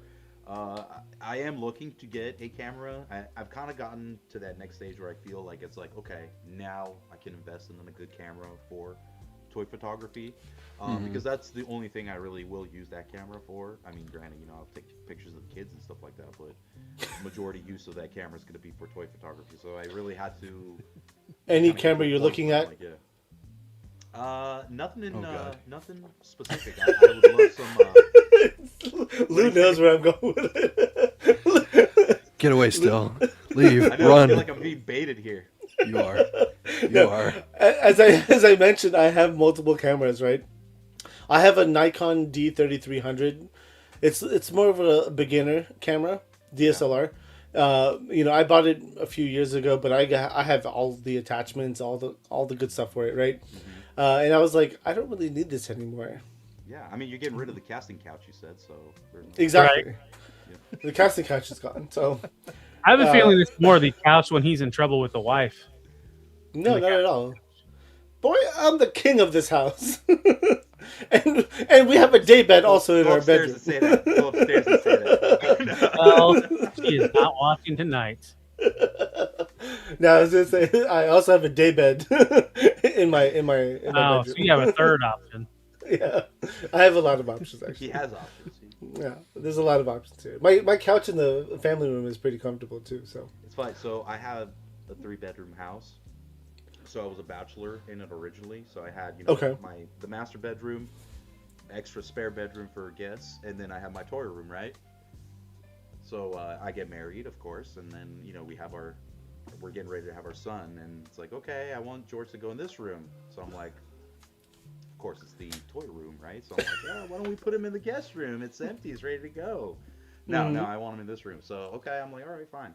Move everything over to the other room, right? Then my daughter comes along. So guess what? We got to get bye toy room. That room, right? So now She gets to look at this lovely toy collection every morning when she wakes up because it's in the master bedroom on my side. That's all. You convinced your wife to put your toy Oh, I didn't collection in the convince her. master She had bedroom? no choice. Oh, wow. You know, so the funny thing is, so I was trying to convince my wife to do that. Because, again, like, my wife restricted me from putting toys, like, in rooms, certain rooms. So, this is my office, right? So, she was like, you could put toys in there, that's fine. But, like, everyone who I work with will see it. Mm-hmm. Because I'm not hiding this, right? I'll just tell the whole world. I don't care. Then I had the one bedroom upstairs. But then, like, I a few years after we moved into our house, I noticed our laundry room. We have a giant laundry room for some weird reason. Like, there's like a hallway. You kind of walk down these cabinets, and I was just like, all these cabinets are empty. Guess what I'm doing? I'm putting brand new toys in there, and I have all cabinets lined up with like toys. And then like my closet, like my bedroom closet, his and hers, right? So I have toys lined up all the way at the top on the top shelf. I have boxes and like stuff in the corners, and I put one box in her closet. And my argument was that, listen, your closet is 3 times the size of my closet, right? I get to utilize some of this space too, right? Yeah, the master closet definitely has like boxes of figures in it. You know. Yeah. Unfortunately, I live in the Carolinas. If I leave anything in the garage during the summertime, it's cooked. melted. It's it's done. It'll melt. The plastic is Yeah. gonna start leaking, and it's cooked. So. Yeah, because you're in Charlotte, right? So I'm in Raleigh. Yeah. Yep. Go ahead and dox So, him. Jeez. you know exactly what I'm talking about. Dude, Charlotte is a big ass area, bro. There's no And doxing here with I'm Charlotte. like right by the border with South Carolina, right? So. Oh damn! Okay, you're that. Yeah. Oh yeah, so you're close to my buddy Ryan then. Okay. Yeah, right. Yeah, I think Zarek. Ryan's only like about 30 minutes away. Yeah, he lives in South Hill. Yeah. All right. So. Yep. I saw All right, people real saying quick. how cool it is to wake up to your collection every morning. It is amazing.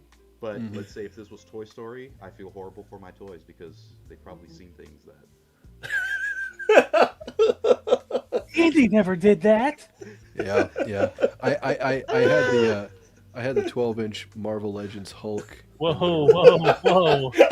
So, Stop Yeah, the dude. story now, You bud. start with, I had a Hulk that was 12 inch. You know, don't say I had a 12-inch.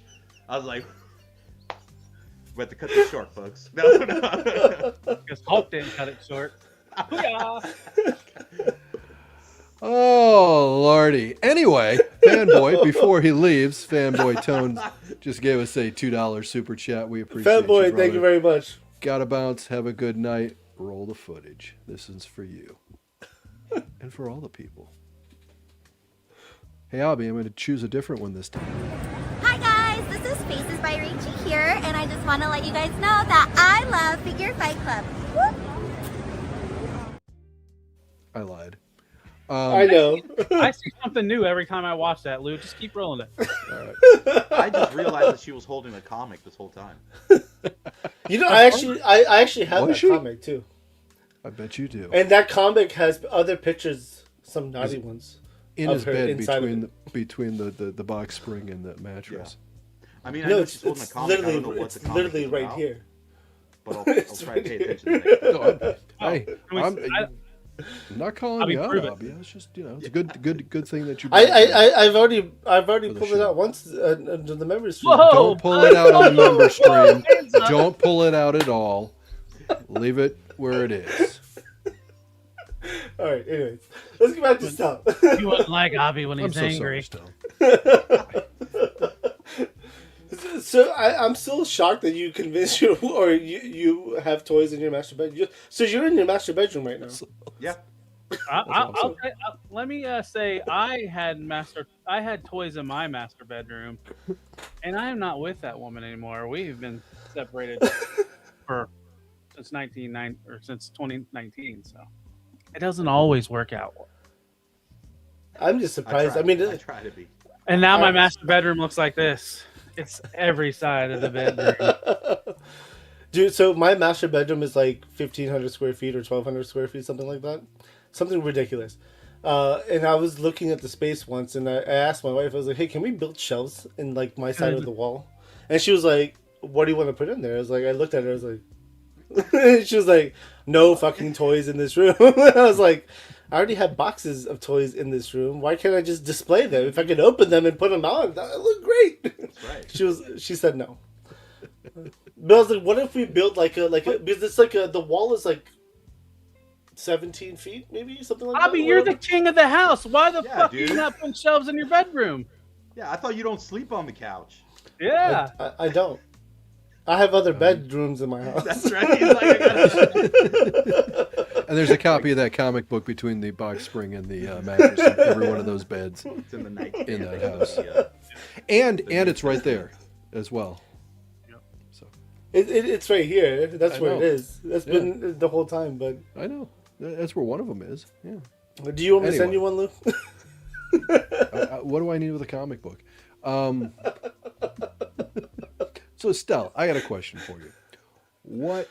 How did you get involved with, and you may have told this before, but how did you get involved and what got you involved with Savage Crucible, Harvard Studios? Ah, come on. That was a question from the chat. And to answer Fig Fan's question, that's when those lights get turned to red. And that is the Red question light. from Travis P. How did you meet Rob and join Savage Crucible? Travis, good question. Yeah. So that Thank goes you, back Travis P. to the MAFC days. So MAFC, My Action Figure Customs, it was a company that Rob had started that was producing 3D prints of parts for a pre-existing action figure line, Mythic Legions. Okay. So they were doing 3D parts for that line, and I was kind of getting back into action figures at that time, because I had, prior to that, I was collecting Marvel Legends, Marvel Selects as well, but, I started kind of getting tired of the, repetitiveness of the toys and all that. Mm-hmm. So I had stopped collecting for a little bit there. I was getting, if you can see up there, those are Kotobukiya statues. So, like, I was kind of doing the Marvel stuff, some DC stuff and all that. So I was kind of getting some static stuff here and there. But one day I was like, man, I really want to get a hoplite figure, like an ancient Greek soldier style figure. So I just kind of went online and started looking, and that's when I saw Mythic Legions, because they had the Mercurians. Mm-hmm. So I was really interested in that. So that's, got me kind of down the rabbit hole for Mythic Legions, the fantasy aspect of it I loved and all that. So I was collecting a good amount of Mythic Legions, and got to the point where I'm like, man, I really want to customize these. And that's, got into the MAFC stuff. But I was really interested to know kind of like the behind the scenes aspect of it. So like I really want to know about the artists, the sculptors.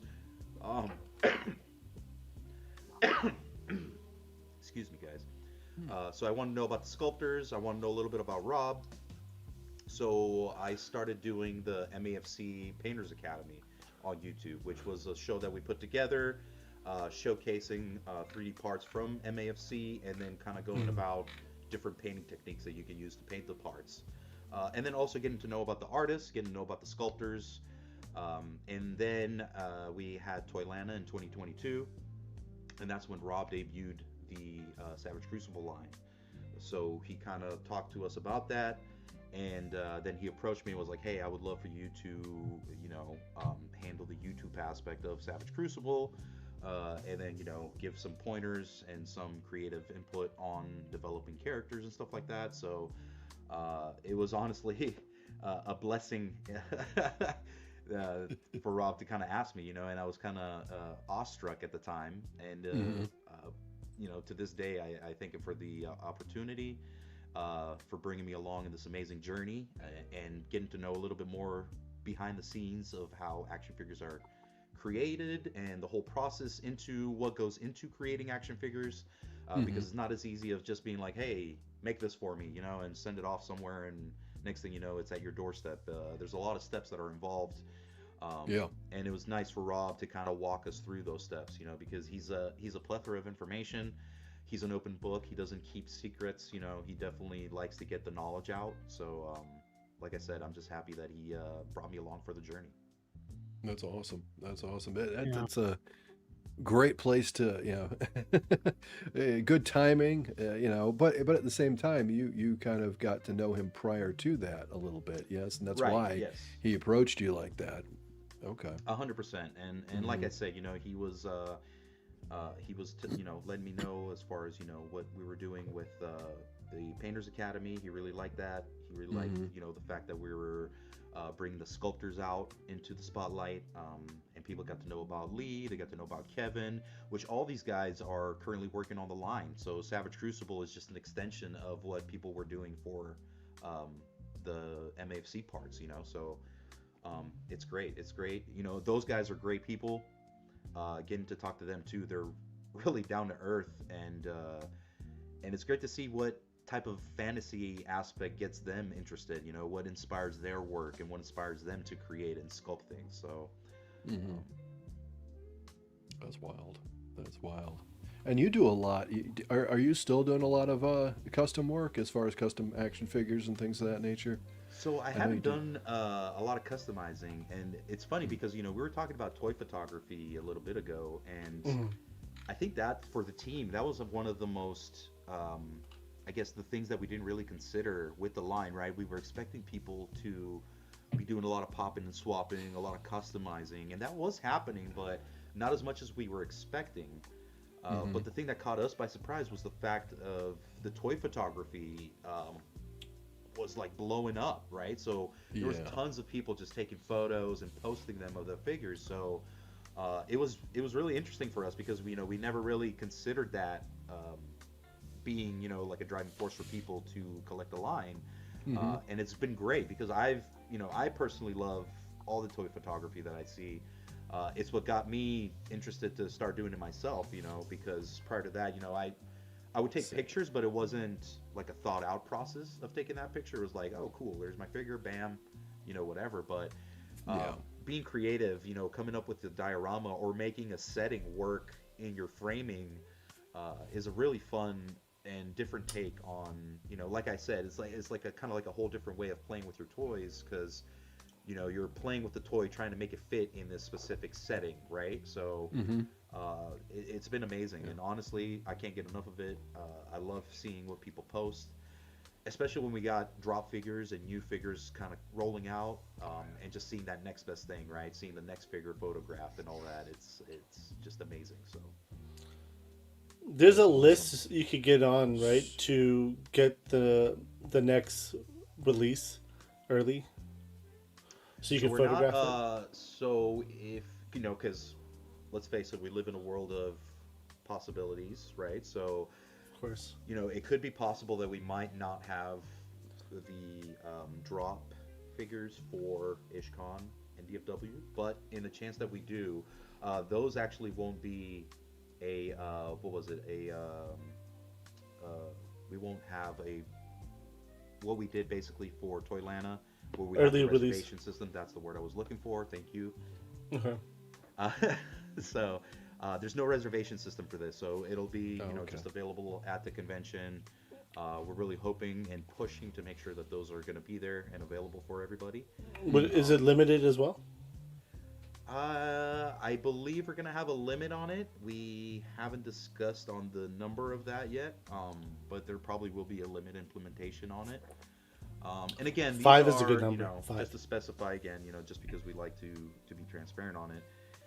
It's a drop figure, right? So it's not going to be something that is a con exclusive or anything like that. It will be available online probably mid-year, so don't fret if you can't get it right away, guys. Yeah. Well, and we can see that already with Brynjar and Naraka becoming available through various Articulated Empire. I believe has them up, Nerdzoic and a few others that they're actually, well, they might be sold out at a few of them now, but they were up and available and ready to go. So, right. And of course Savage is going to have them on, I believe it's June, right? I believe it's June is when they're going to drop on Savage. I believe so, yes. Yeah, directly. that's what we're aiming for, so. Okay. Now, I don't know if this was talked while I was out, but when you're working with Savage Crucible now, do you work with Rob on the design of the figures, or just background stories or anything like that? Well, the nice thing with how things work through the team at Savage Crucible is like we have a general idea of the character. And the nice thing, everybody kind of gives a little bit of an input on the character. So you can say that not one character is one person's whole idea. It's like a mixture of ideas that kind of come through and create that character. I will say that, some characters, the sculptors have a little more input on because, they have a good story that kind of goes along with it, of what they were thinking of in their mind when they were sculpting it. But the nice thing is that everybody kind of has a little say when it comes to the creation of the characters. Okay, that's nice. That's very cool. Yeah. Yeah. What about? Do you work with Savage mostly at the shows, or do you do any behind the scenes as well? So behind the scenes, I do a little bit of the advertising for the line. So we've been, especially with last year doing Titans, I did a lot of the promotional aspect of that. So making ads, generating things for people to show on their shows and stuff like that. Yep. So. And what about as much as I possibly can? The Creator Crown Awards were definitely big. That was last year. You guys decided to do that during Titans, and that was actually really dope. I actually enjoyed it. I thought it was a really good idea. You bring out the creators. Bigger and stronger this year, guys. So definitely take advantage if you're coming out to the convention. You want to show off your creative talents. There's a number of categories that you can choose from. I believe 7,500 in cash prizes. So nice. That's crazy. That's wild. It's up there, man. And we would love to see the talent. We love to see people's submissions. So definitely take advantage of that. You got way more time than last year. People had last year because from way ahead of time. So definitely a good amount of time to plan and get something submitted if you want to. Well, even last year, you guys did some giveaways too. That was really dope. I won two of them, so I was excited. I was happy. Yeah, Rob had gone to Wonderfest in China prior to Titans, so he was able to have access to certain exclusives that we don't necessarily get here in the States. So it was really nice of him to bring those things back and then raffle them off for people that attended Titans and stuff like that. So all right. We're trying to put a good show for people. So we're gonna have other indie toy lines looking to get special guests in there, do all sorts of fun stuff. So we're trying to get it into a nice toy show. Nice. Well, it's gonna be fun. I'm looking forward to it. Last year was so much fun. Yeah, and, it was a lot of fun. That hotel was a par though. Like that was a good spot for the hotel. It was near the airport, but more importantly, it was an open bar every night for happy hour. It was free. Nice. That was really cool. Yep. And the fact that again, like that big space in the main lobby, that's you want that, right? Because then all the collectors go downstairs and hang out. So I do believe we're going to be at a different location this year. Right. It's a bigger showroom. 21,000 square feet this time, right? Yeah, dude, it's going to be big. So. No, it's going to be epic. Yeah, I'm looking forward to it. I'm looking forward to it for sure. I'm putting together something. I'm entering again. Why not? It was fun to do that. Regardless, even if you don't win, it's fun to have your work in the room with all the other people's work. It was just fun. And then you're walking around and seeing what everybody else is doing and getting inspired by people that were more talented, but the inspiration's awesome. So I'm coming back fighting this year. So that's the one that was in Nashville, right? That's where Titans is. Yes. Yeah. That was in Nashville. Now, Initial Goose is asking, you are allowed to have an entry in all categories, right? So I believe, if I remember correctly, first category entry, you can enter for free, and then if you want to enter another ones, I think there's a little bit of a buy-in. Renato is probably the better person to ask for that. But I believe that's how we had it last year. No, last year was every category was free for the first submission, but that's what it was. Yeah, second submission was money. So, second submission would be $10. So you can enter all categories if you want, but if you want to enter twice in the same category, I believe there's a buy-in fee for that. A $10 fee. Yeah. Yep. That'll be that's fun. cool. Yeah, that'll be great. But we got so much time before then. And so many more cons too. I was going to shift it to cons too right now. Yeah, I was going to say, since we were talking about cons, where are the next cons that Savage Crucible are going to be at? So end of the month we'll be in Dallas and Durham. So we'll be both of those are on the same weekend. So the team will be split. Yeah, Ishcon and DFW. Yeah. Ishcon, DFW, yes. And then after that, I believe in June we have Joe Fest coming up. Okay. So we'll be at Joe Fest, and then after that, I believe Rob is headed off to Europe and China. Okay. There's one in Germany, and then there's going to be the Wonderfest, and then coming back, I believe we have. I did forget there is. I think in this month too, we'll be in the West Coast. I think it's Seattle. I forget what the convention's called. But we will be at West Coast too. I think Laser Pants Ryan, he's going to be helping us out at that one. Oh yeah. Okay. The name skips my mind though, unfortunately. I'm sorry, guys. But then we have Titans and then Unity. Toy Unity. Okay.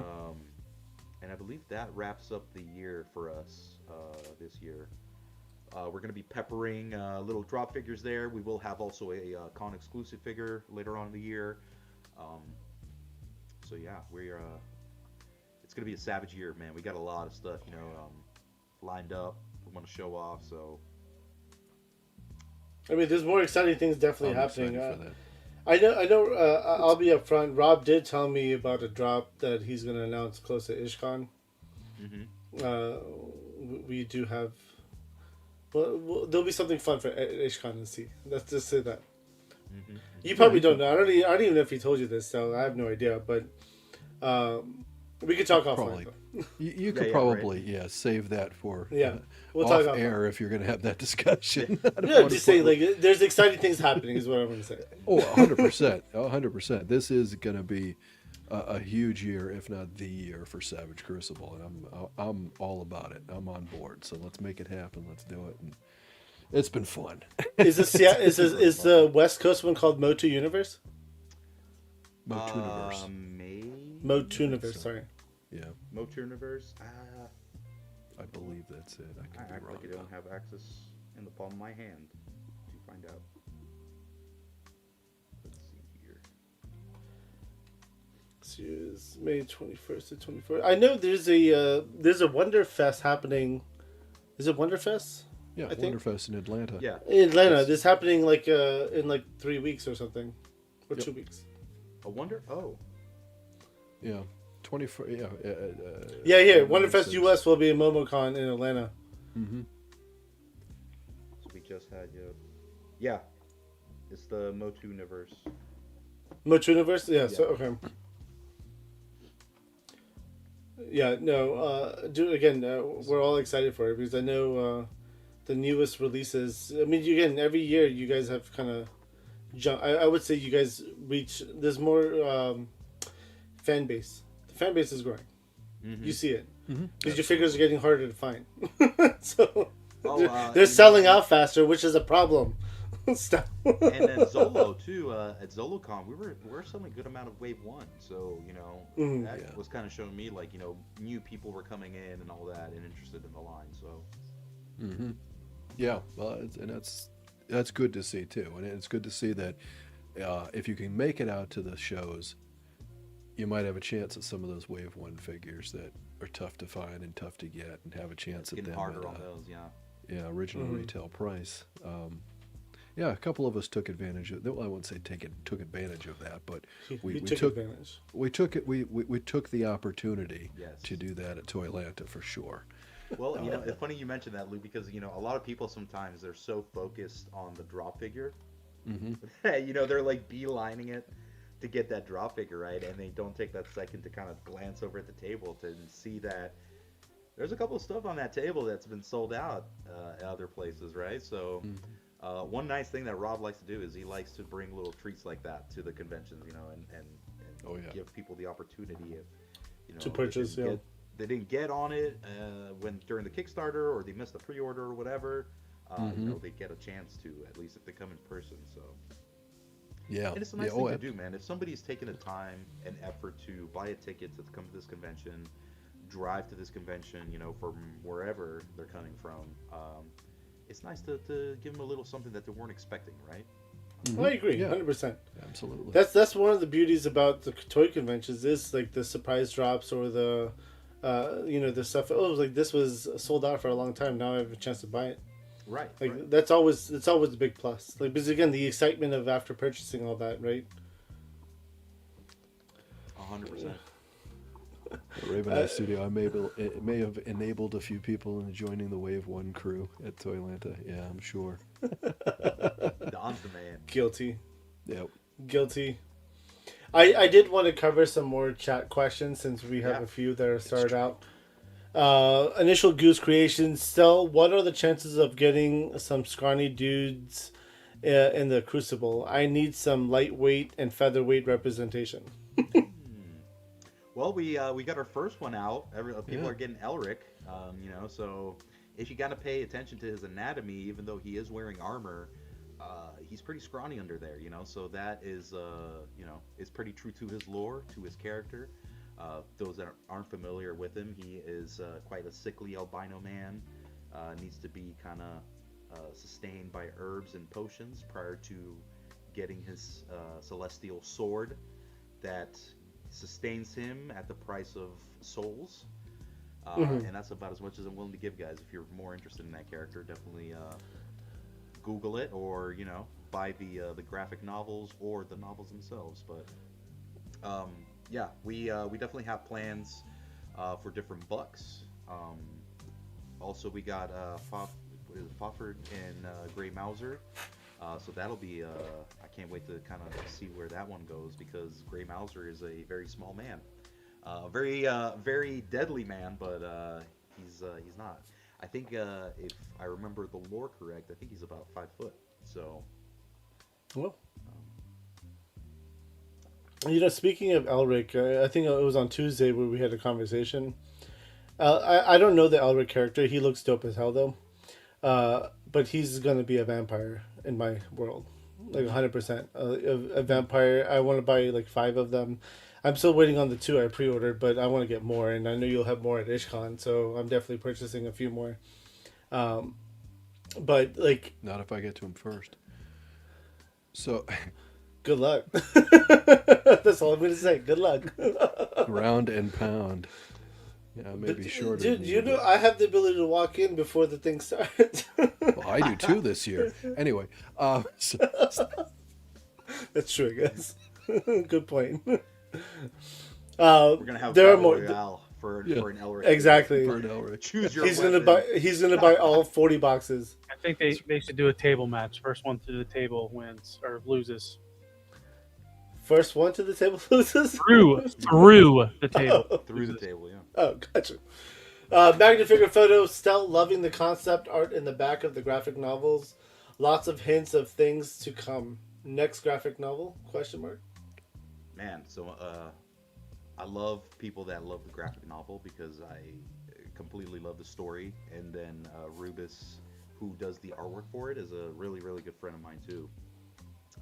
Which he just had a successful Kickstarter with one of his characters that he's created. He did a tabletop RPG style game, and that funded and was successful. So I'm really happy for him and his team over in Greece. So, but yes, there will be another graphic novel. I don't quite know where we're at with that, because we're working really diligently with trying to kind of get Wave 3 out. So we'll definitely have more information on that as we progress here and we have more information ourselves on the subject. So, Okay. Very nice. The next question is from Initial Goose Creations. Stel, what are the chances about getting a goose variant head? Definitely not for me. Nope. For a friend also named Goose. yeah.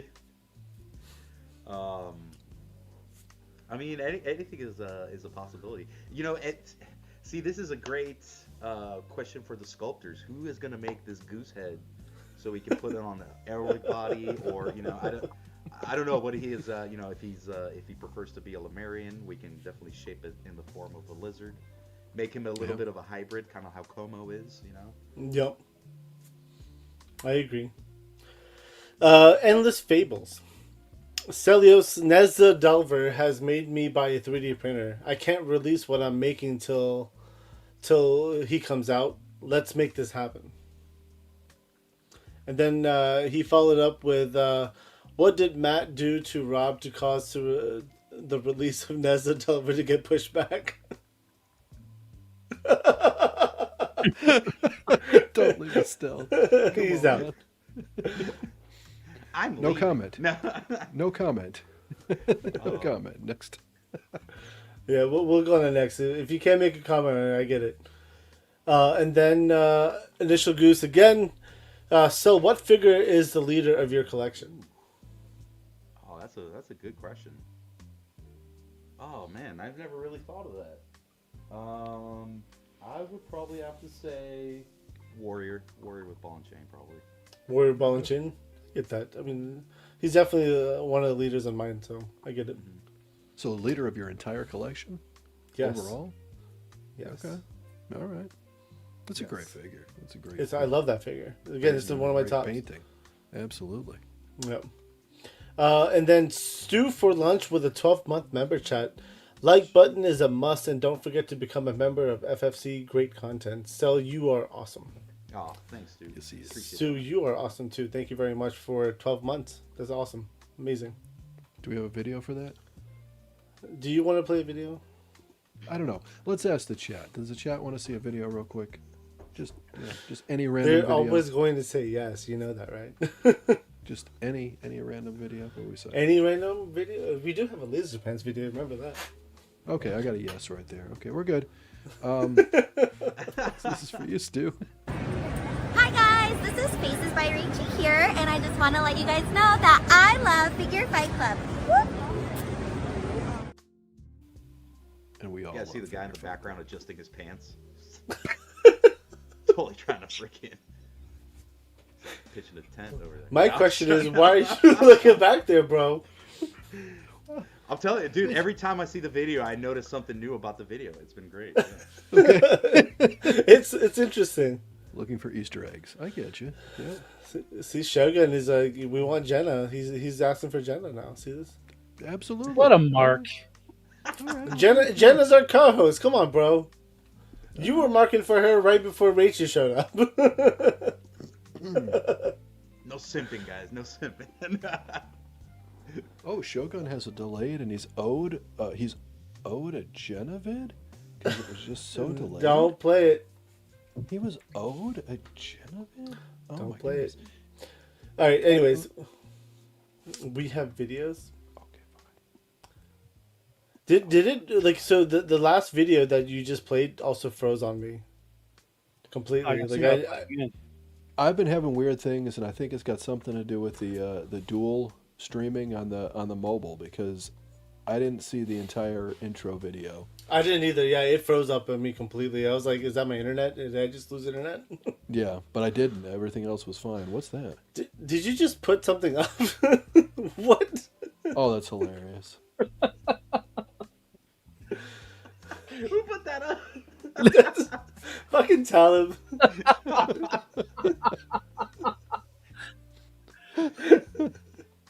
I need to learn how to do all this shit so I can turn it off. See, One no to one two is. in the chat, everybody. Do you guys want another video from Faces by Rachie? I love the options like yes. Look, Goose with a 7-month member chat saying we want Jenna clap clap clap clap clap. And 7 months, thank you, Goose. And we do play member chats for them. So this one's for me. No, just kidding. This one's for Goose. Another super chat. Thank you guys so much. Did that That's freeze cool. too? Didn't freeze it for worked me. fine. No. I saw It that froze for me. one. Yeah, see, something funny's Sure, you're going not on hitting with the pause button. No, I'm not. You can't pause it, unfortunately, No, I midstream. know. unfortunately. But I How dare you? Well, at 100%, we Dare were you in hell your yeah. choice of words? What's unfortunate about it? There's nothing unfortunate about the fact that you can't pause it. that is unfortunate. But anyways, Well, Um, okay, yeah, maybe. yeah, Never mind. I retract that statement. yeah. Let's get back to Stel though for a little bit. Absolutely. I think we used all the starred ones, so they're all gone. I'm removing them. Now we're gonna do some hot questions here, or hard questions, I should say.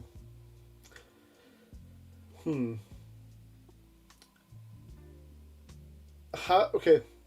Here's a hard one. If you could drop any figure line that you currently collect, which one would it be and why? And GI Joes don't count Yeah. Okay. because you already G.I. dropped Joes. that name. I would drop.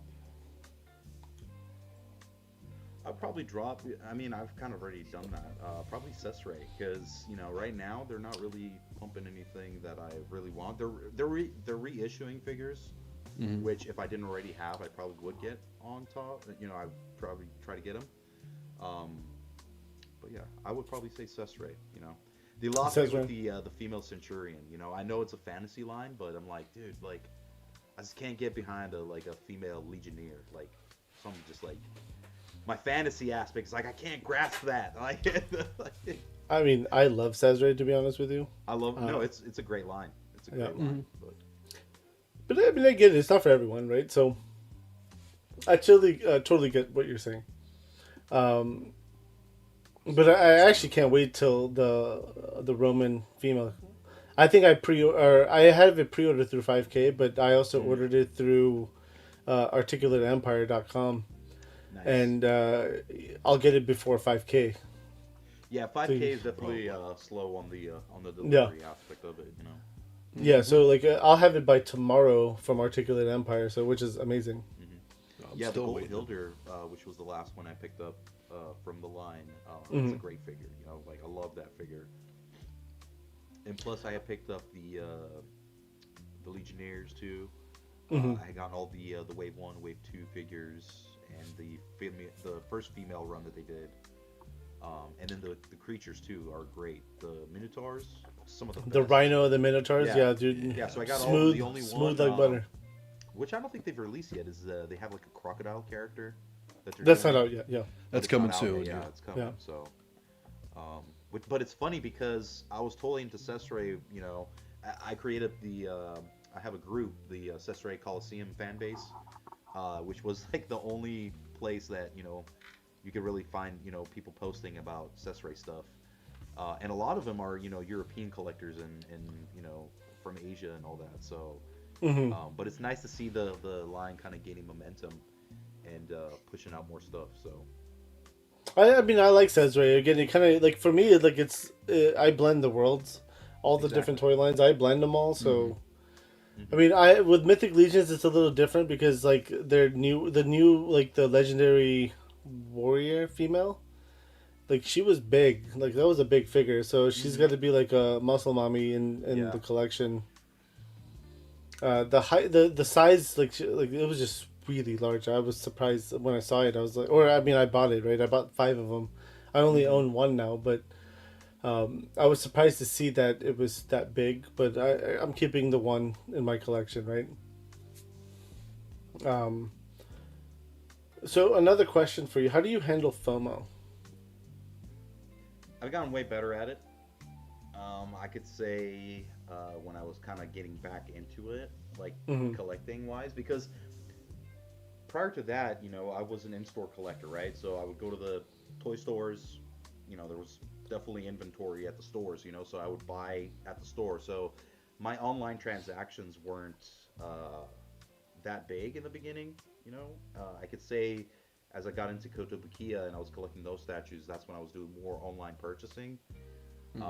And then when I kind of got into Mythic Legions and kind of trying to figure out how those things rolled out, I could say that that's probably when my FOMO was at its peak, like making sure like, I get what I want and all that. But then kind of seeing how things roll out with various toy lines and all that. I've definitely gotten better at it. And I'm not so, I've gotten better at the fact too of just not, battering myself for losing out on something. Yeah. It just wasn't meant to be, so I'm really good about, letting go and just kind of, going with what's rolling out from the time I jump in and all that. So. Yeah. I think it's with you probably on one that. of the worst. You know, I you didn't ask, but I'm going to share anyways.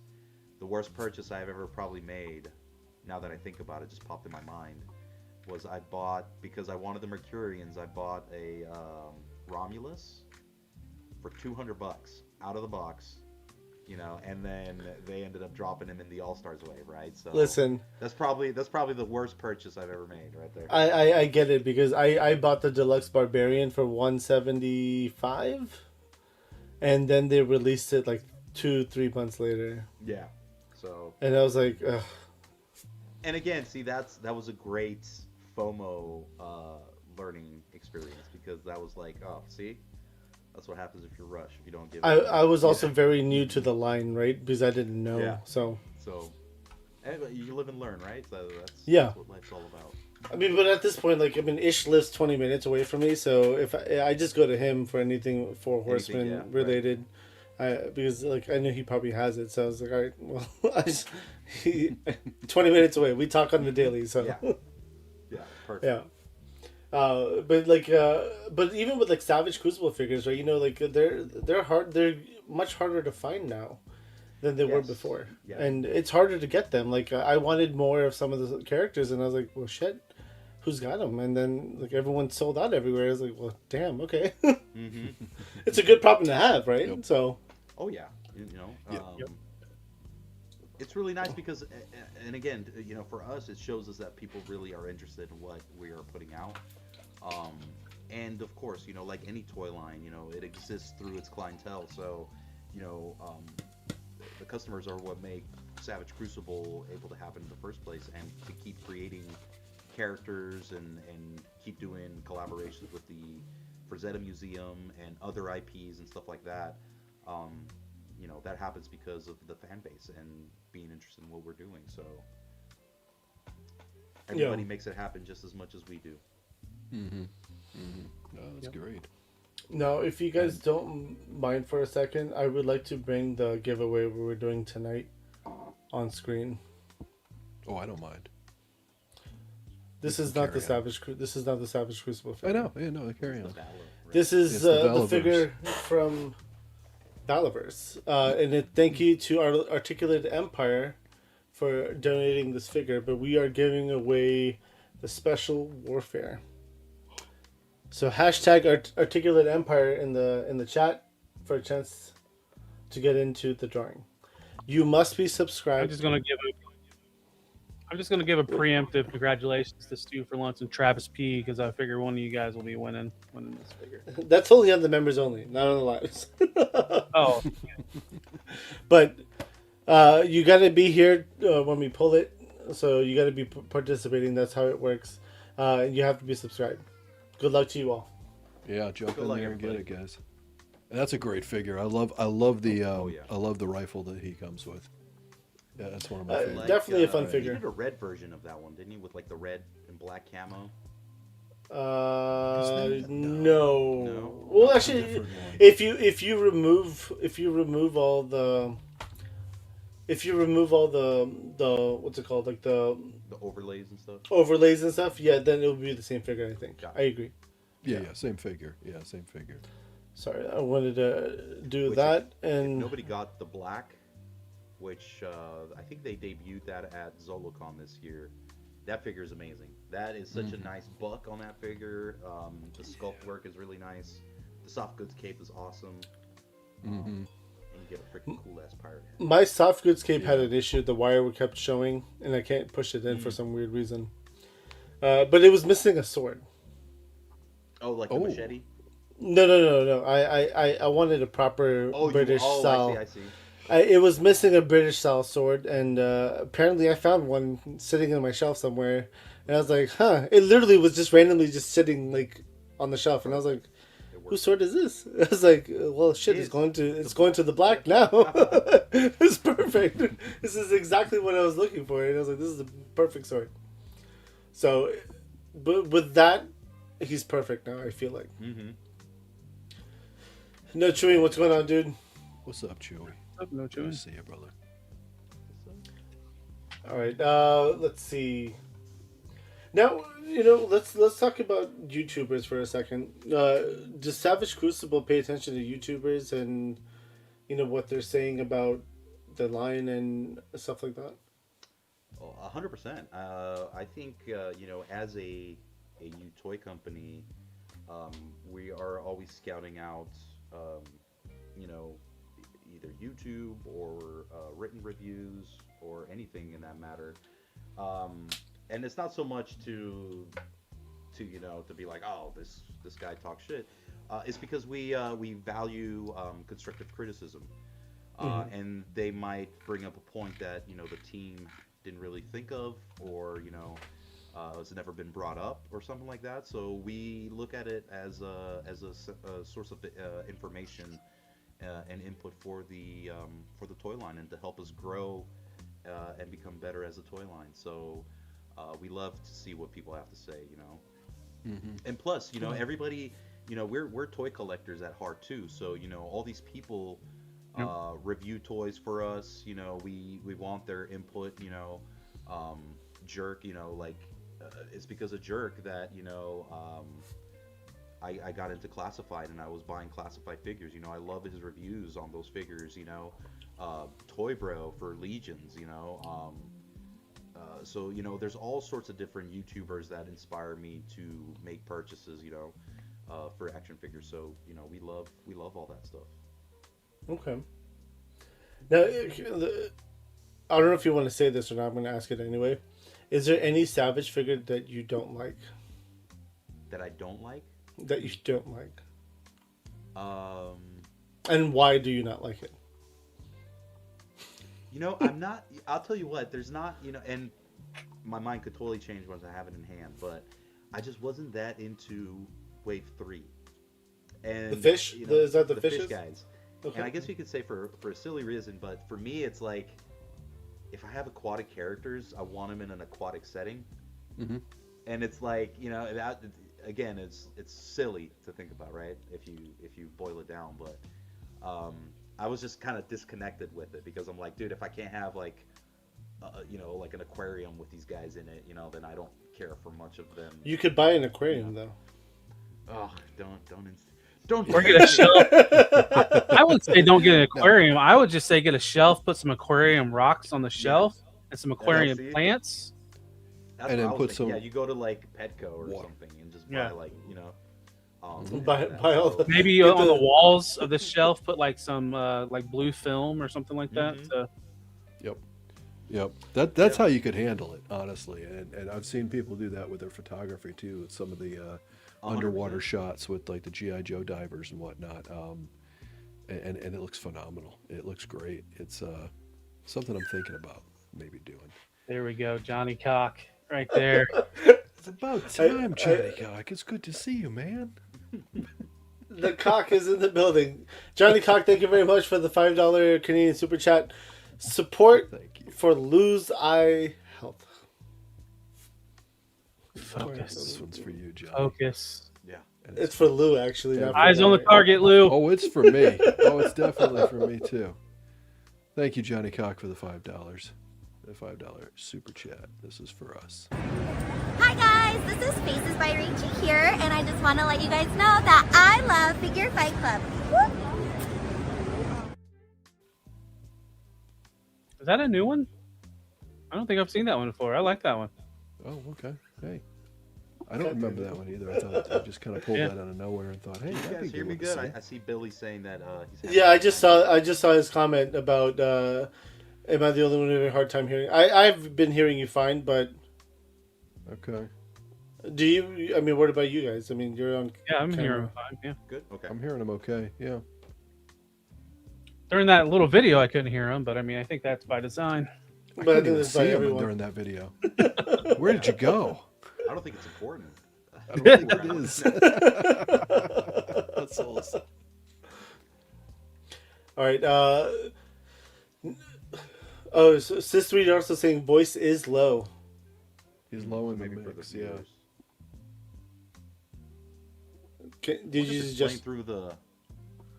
No, I think that just makes me just louder. Okay, so yeah, everyone's saying quiet. Can you? We didn't change anything. No, you guys didn't. We had some audio issues at the beginning of the show too. Is your so I've noticed that there's a echo cancellation button. You got to turn that off. Yeah, it's off. Okay. Okay. See on Well, the other thing, we're all at an advantage because we have earbuds or headphones in, where the people watching might be using their speakers on their TV or.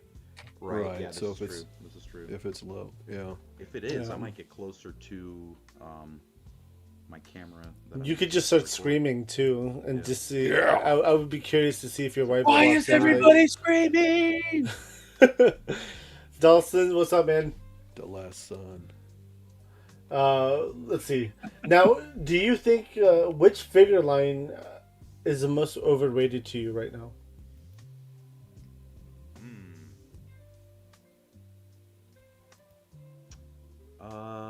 Figure line that's overrated.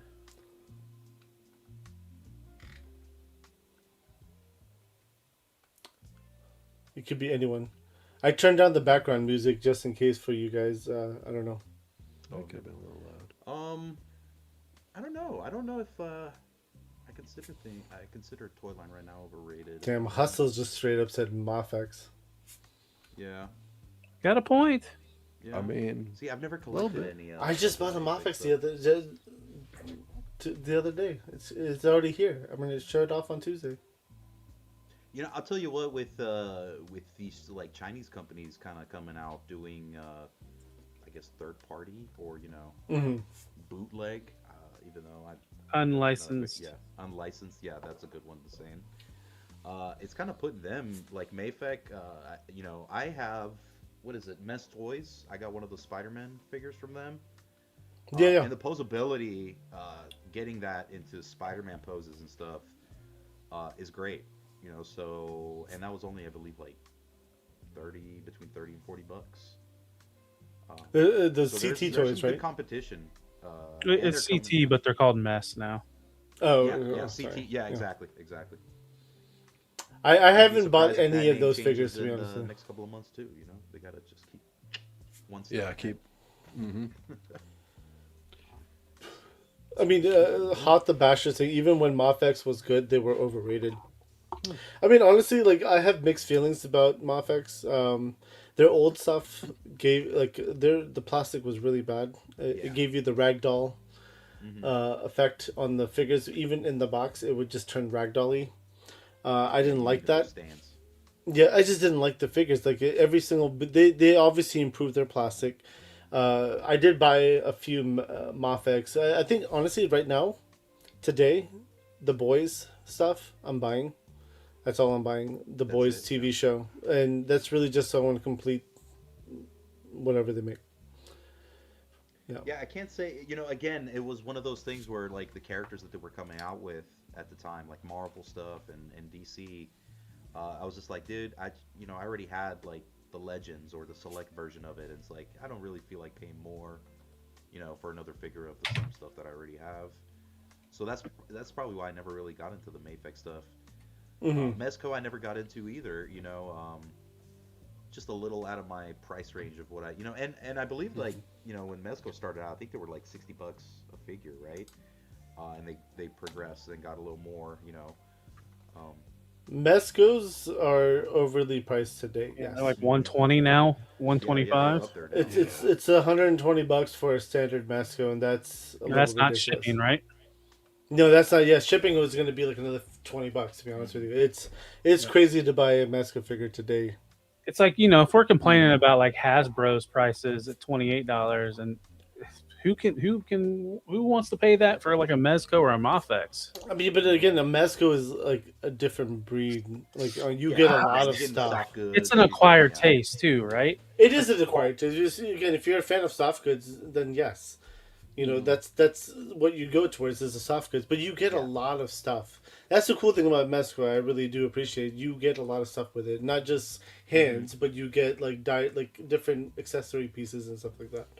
And then think about pretty it. good sculpt work too. Like the sculpt work is there. Like you get good detail, good designs, and all that. So especially the Rumble Society stuff. I think that's worth more your buck anyway. You get a lot and their more characters, right? Those are their specific characters. I think they do great with their character development of offering something unique, right? It's totally like their own little niche. So I really like that aspect of it. Yeah. I mean, Raven Eye Studio just said 116 for their latest drop, but with shipping and tax, it goes up to 147. Yeah.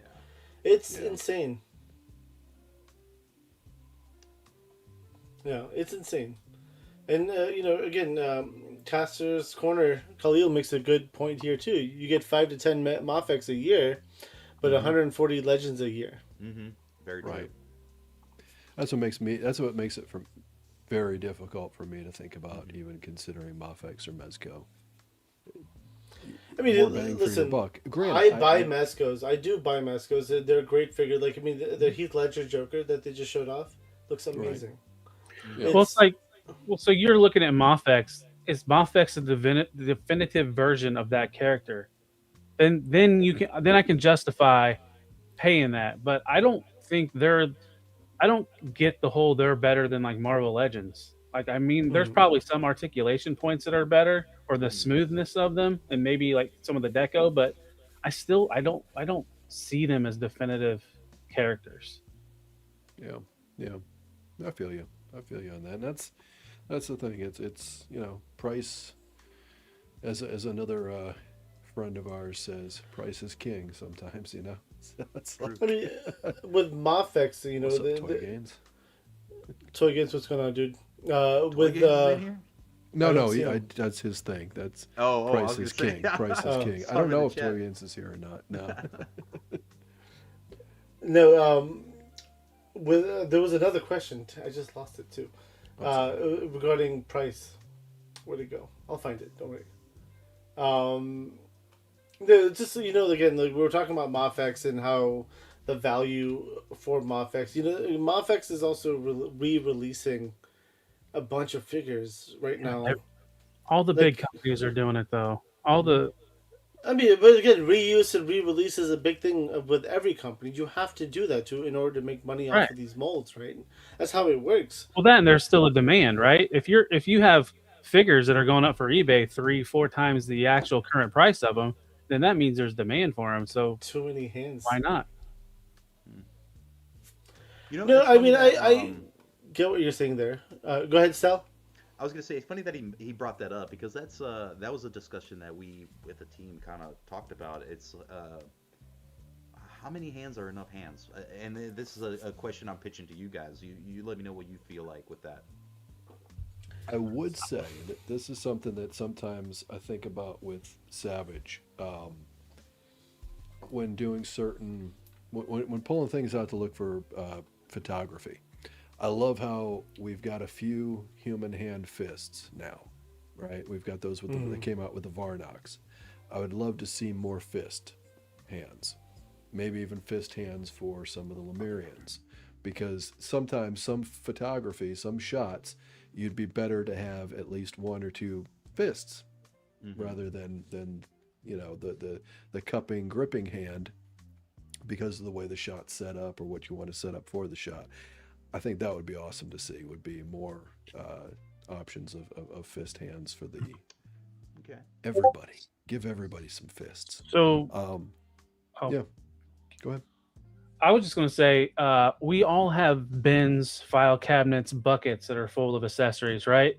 That's true too. If hands, fist, whatever are semi swappable, then I don't see the need for excessive amounts of hands. I'm kind of the same way with accessories. I'd rather have whatever budget's in to the hands and some of the accessories to be put in the figure, either with better design, deco, paint apps, or whatever. I mean, that's just me personally, because I got a shit ton of hands. I got a file cabinet just full of extra parts. Pointing fingers. That's another Pointing one. fingers, nice. And that previous comment too of getting more hands doesn't mean that you should get less of anything else. Right. Sometimes I do feel like I'm like, hey, you know what? I would have rather gotten a weapon than this like 2 extra sets of hands. But with that being said too, I think that it really needs to go into thought needs to be put into the character that you're creating, right? So let's say for example, like if you're doing like a spellcaster or something along those lines, I could see some exaggerated hands and like like a spellcasting way or something like that. But like a barbarian, does he necessarily need like a spellcasting hand? Not so much, right? The fist, I get. You get in the fist. You do a character pack that has some extra hands that you can utilize for the figures. I get that, but it definitely gets to a point where you kind of think about it and be like, dude, like people. What up, Jerk? What's going on, man? People, you end up having like a bin full of just hands, and it's cool to have, and this happens a lot with figures. I've noticed it with me too. It's like, especially like if you're into photography and kind of setting up dioramas and all that, you get in this mindset of like, oh yeah, I need it, even if I'm not going to use it, I need to have it, right? So, but I feel like there gets a point where it's like, dude, just too many hands, right? Rather just have a little bit less hands and maybe an extra sword or an extra piece of accessory or something else, but. And that's what I think it's kind of cool what Valid did with those hand packs. Yeah. Yeah. Yeah, the hand packs are fantastic because you've got different options, different styles. Yeah, Legions did it too. Yep. And again, too, it's nice in the sense that the people that don't care, they're not kind of stuck with it, and the people that do care and want to have that have the option of getting something like that. So, I think that might be the best way to go about something like that. There was a Storm Collectibles Luke I purchased that had 14 hands. See, that was a little too much in my opinion. That was like that's outrageous. That's Mayfek right there. I think Mayfek gives you a good like 6 pairs of hands, no? Or actually, they probably do give you 6 pairs. Yeah. Yeah. Because I remember they actually have like a little pegging. Thing that you can store the hands on. Yeah. Yamaguchi, Amazing Yamaguchi does that too. Or at least Yamaguchi. And see, that's one of those toy lines where it's like you sacrifice too much of the sculpt for the sake of articulation. Right. Like, yes, you can get those figures into crazy poses, but you're killing the overall look aesthetic for me at least, right? It's just too choppy for me. I agree with Endless Fables in this comment. Expressive head sculpts are more important than hands. I agree. 100%. Yeah, I can. That's what was that I'm really liking with Savage Crucible. Especially with the Varnox, Naraka, other characters that are coming. Getting an expression, something more than just like a static, serious face or whatever have you. I think is great. So I agree with that 100% too. Yeah. Now, what do you think about faceplates? What are your thoughts about faceplates versus the whole head? Right, a lot of companies have been shifting to the faceplate thing, where they just you remove the face and not the whole head. I get it. I get that that it works real well for like if you want to repurpose that helmet. It's a great option to have because you just create a new faceplate to go on that. But I think speaking from what Rob has shared with us too, I believe that it's the same space on a plate for a faceplate versus a complete new head sculpt. So why not just go ahead and just create that head sculpt, and just kind of have that. We do have, the option of, popping the heads out of the helmets, if you know kind of how to go about doing that. So there is versatility with that. And you can tell it, kind of kitbash that. But I don't know. I mean, never say never, right? You never know what might work really well for a specific type of figure. It might just be that, a faceplate just works way better with some specific design. So we might end up going down that route, even if I don't think we will. So. I mean, like SH Fig Arts, Bandai, they do the faceplates thing, and they give you like 2 different head options, and then they'll do multiple face plates, and then even like other figures will come with like different face plates for a different figure. Isn't Todd doing the face plates now as well? I think so. Actually, I'm pretty. Yeah. I mean, even Classified, the Scorpion guy. He's got a faceplate that you can put on him too. So even the Classified line. That's true. I saw that on sale the other day. I still haven't opened mine. The one thing that I feel like is a little overkill is like the new stuff that have like the eyes that you can adjust. Yeah, they did That that. to me is like, yeah, you can like fix the eyes. It's cool. It's cool. Don't get me wrong, but Yeah, but that's I a feel like little we're too getting a much, little I into the feel. doll. Yeah. You know, Yeah. we're getting into doll territory, at least for me. It's all Well- fun and games till your magnet's not working and they get Yeah. that amigo pose or amigo. Yeah. They're both looking at Yeah, cross-eyed and shit. Yeah, but here's so when you mentioned doll, right? So let me ask this question.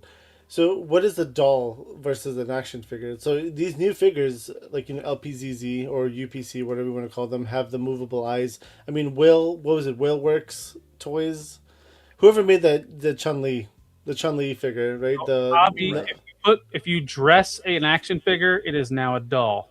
Well, that's a Mezco. That's a third I was party. just about to say, I'm like, Mezco falls a little more into a doll category for me. Does it really You know? though? Make my point for him. And that's the thing. But for me, it's like I like soft goods, but I like minimalistic soft goods or soft goods that kind of work for the action figure, right? So, with that being said, like capes, right? 100% capes, soft goods all the time. Let's do it. Tabards, right? Like if it's an overlay or something like that that goes over the figure, I'm totally down for it. But we're getting into like pants and shirts and jackets and stuff like that, and then you can like change them and swap out new stuff. See, there you go, Don. I mean, listen, I will still Calls you say Mezcos are probably still one of my favorite figures to collect.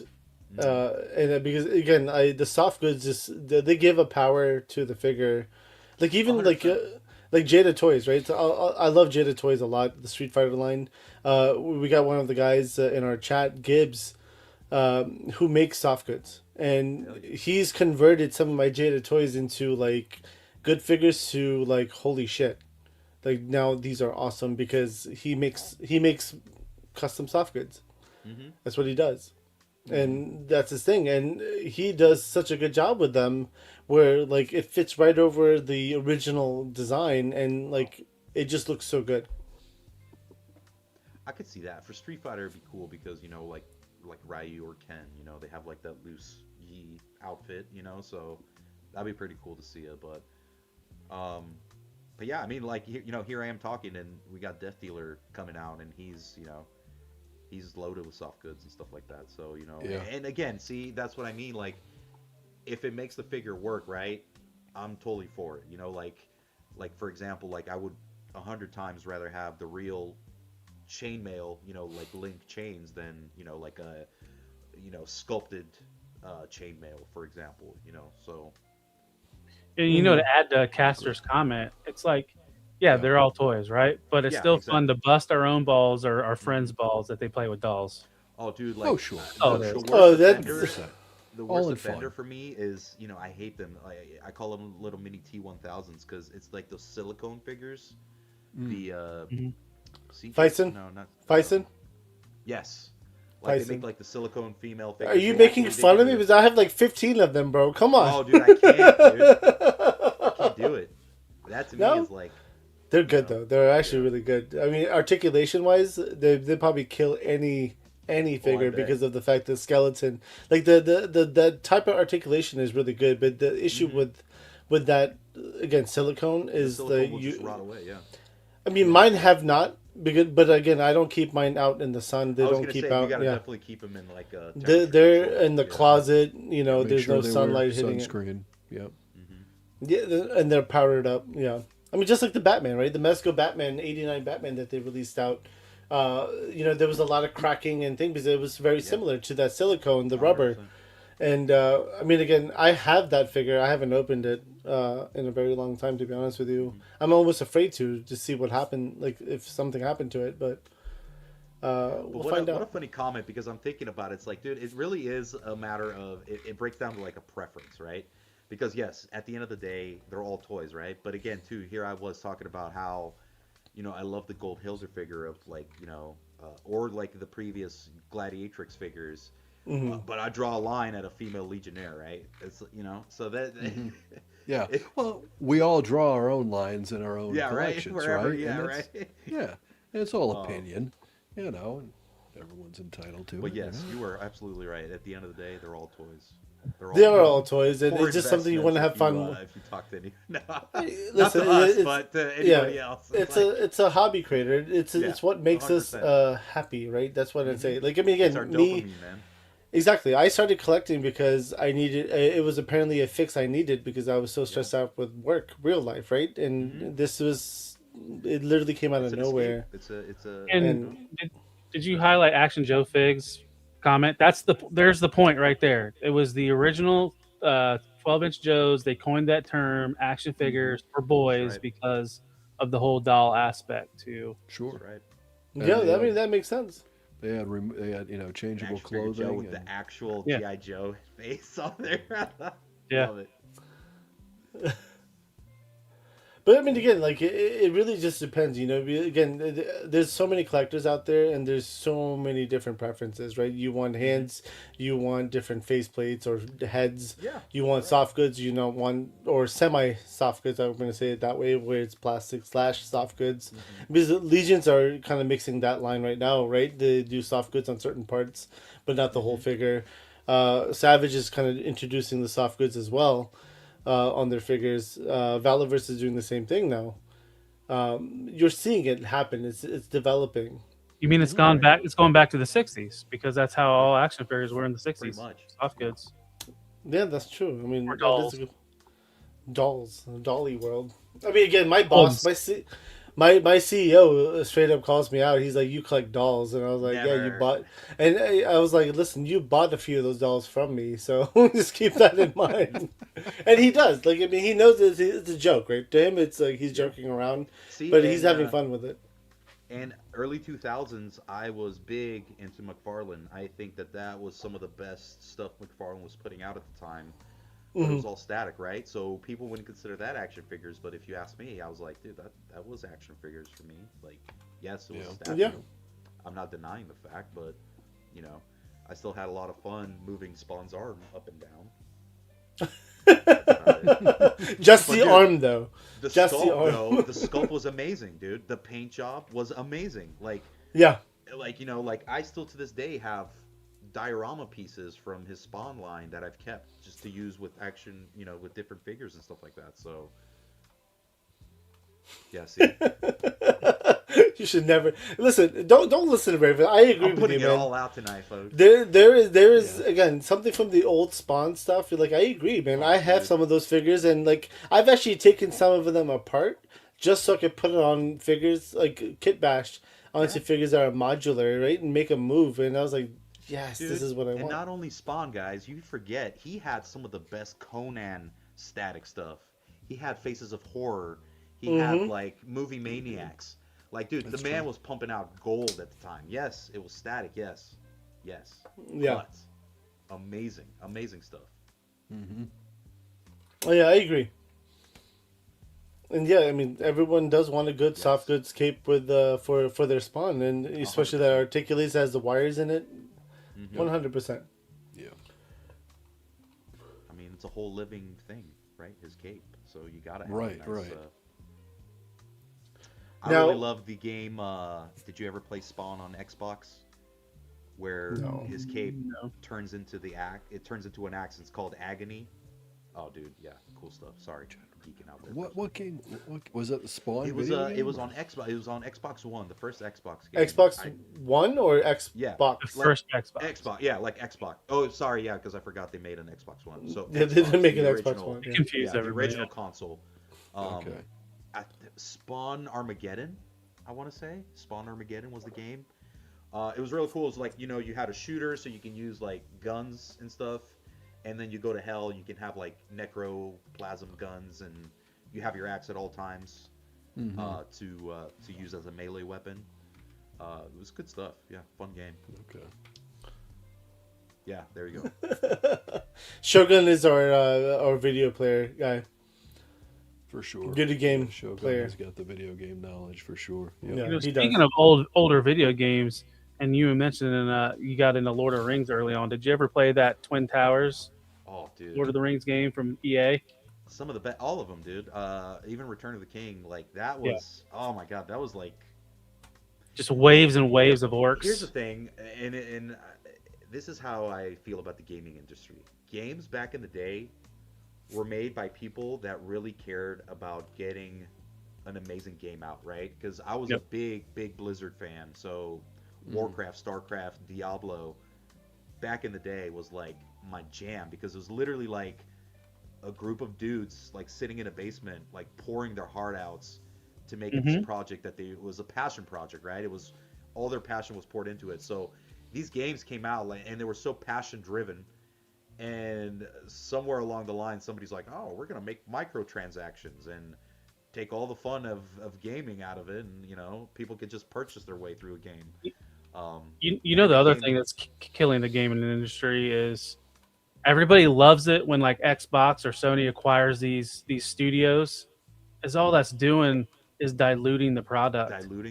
If you don't have individual studios out there making passion products, they're just part of Microsoft or Sony. They're just another cog, and they don't give a shit.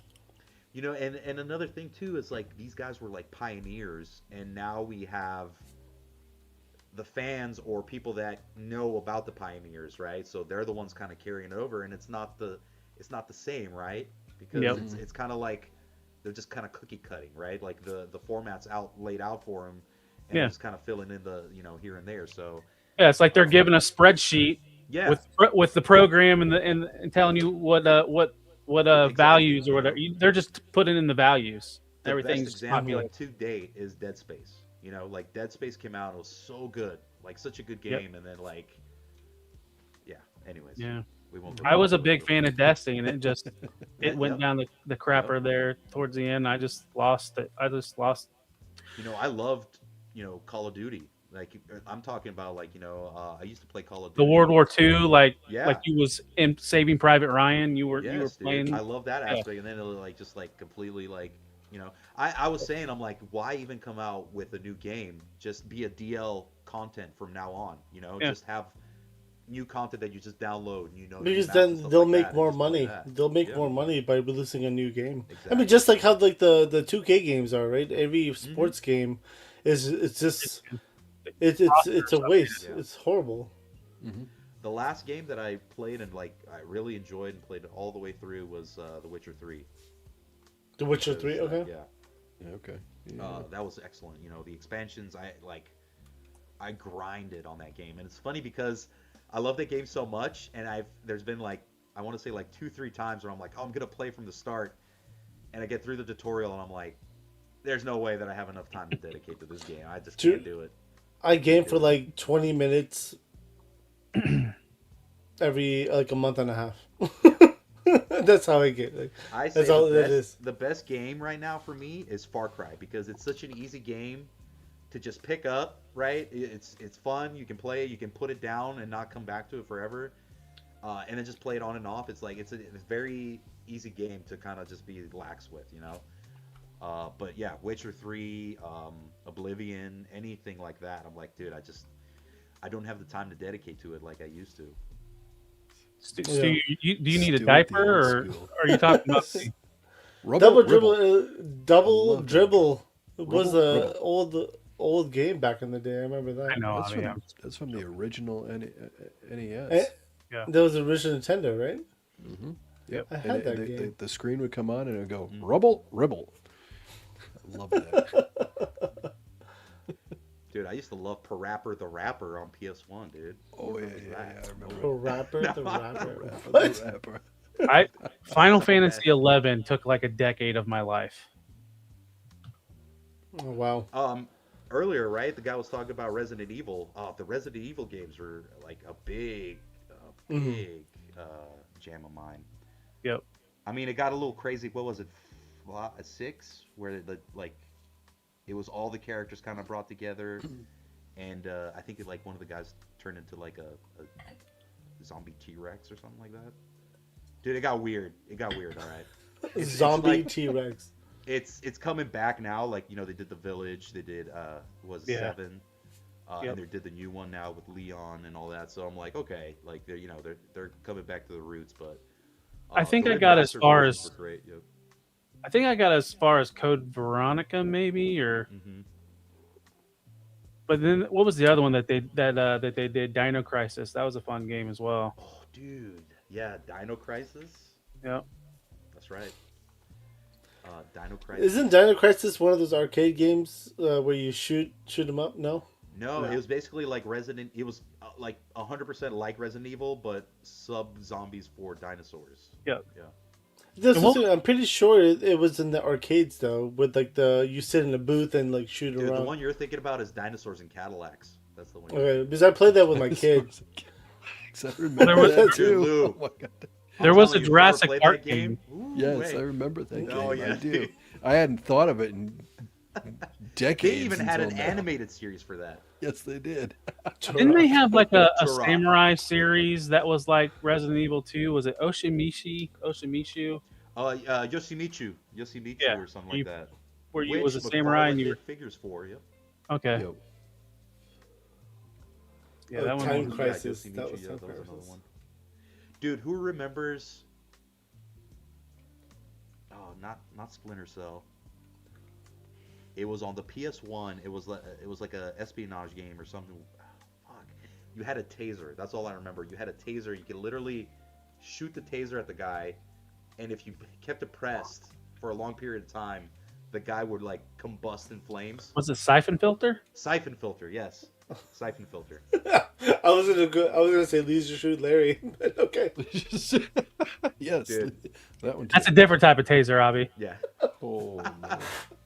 Oh no. that's a phaser. How do you know about that, Stel? Just kidding. You're from Europe. I know you know. He's out. All right. I do have another question for you. Yes. We have to end it with toys, and we do have a giveaway still to pull. So, Holy shit, 2.5 hours. I didn't even realize how long we've been on here.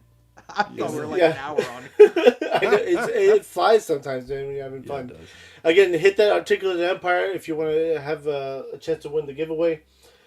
Which figure line is the most overrated right now, in your opinion? Didn't you already ask that question? Yeah, yeah, you asked Did me I? that, no? Yeah. Yeah, you did.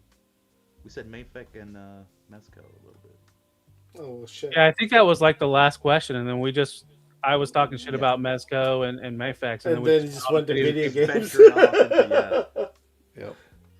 Okay, well, then dolls. we We had a little doll side conversation there. And dollies, Yep. yeah. We went for a while. All right, well, then here's another question. Which figure did you buy and you instantly regret it?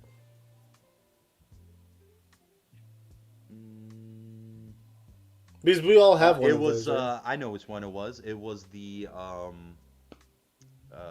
McFarlane Grifter figure from Oh Wildcats. yeah. I like the head sculpt and all. It was That's the the one that Batman, right? The Batman Yeah, with it's the... the one. It's yeah. the one that kind of has like that red mask that just drapes Yep. over the face. It's almost like a Cobra Commander style I'm fine, thing, too. The hands were frozen on him, so like I tried to like move the wrist and I like kind of messed it up.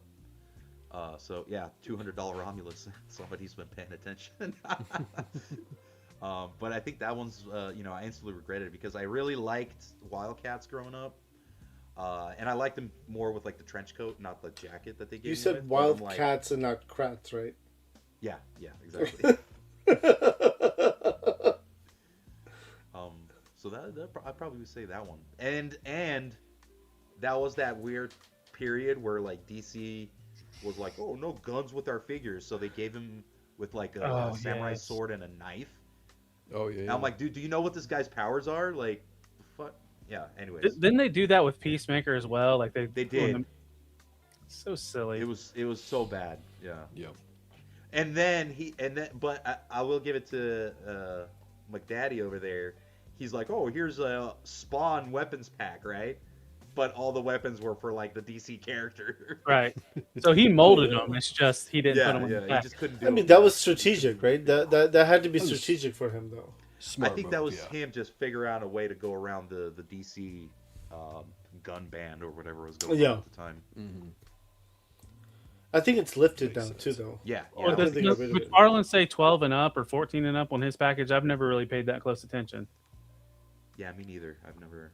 I don't No think... idea, I have no I don't idea, think yeah. so. I don't think have a it's new 4 and up. McFarlane.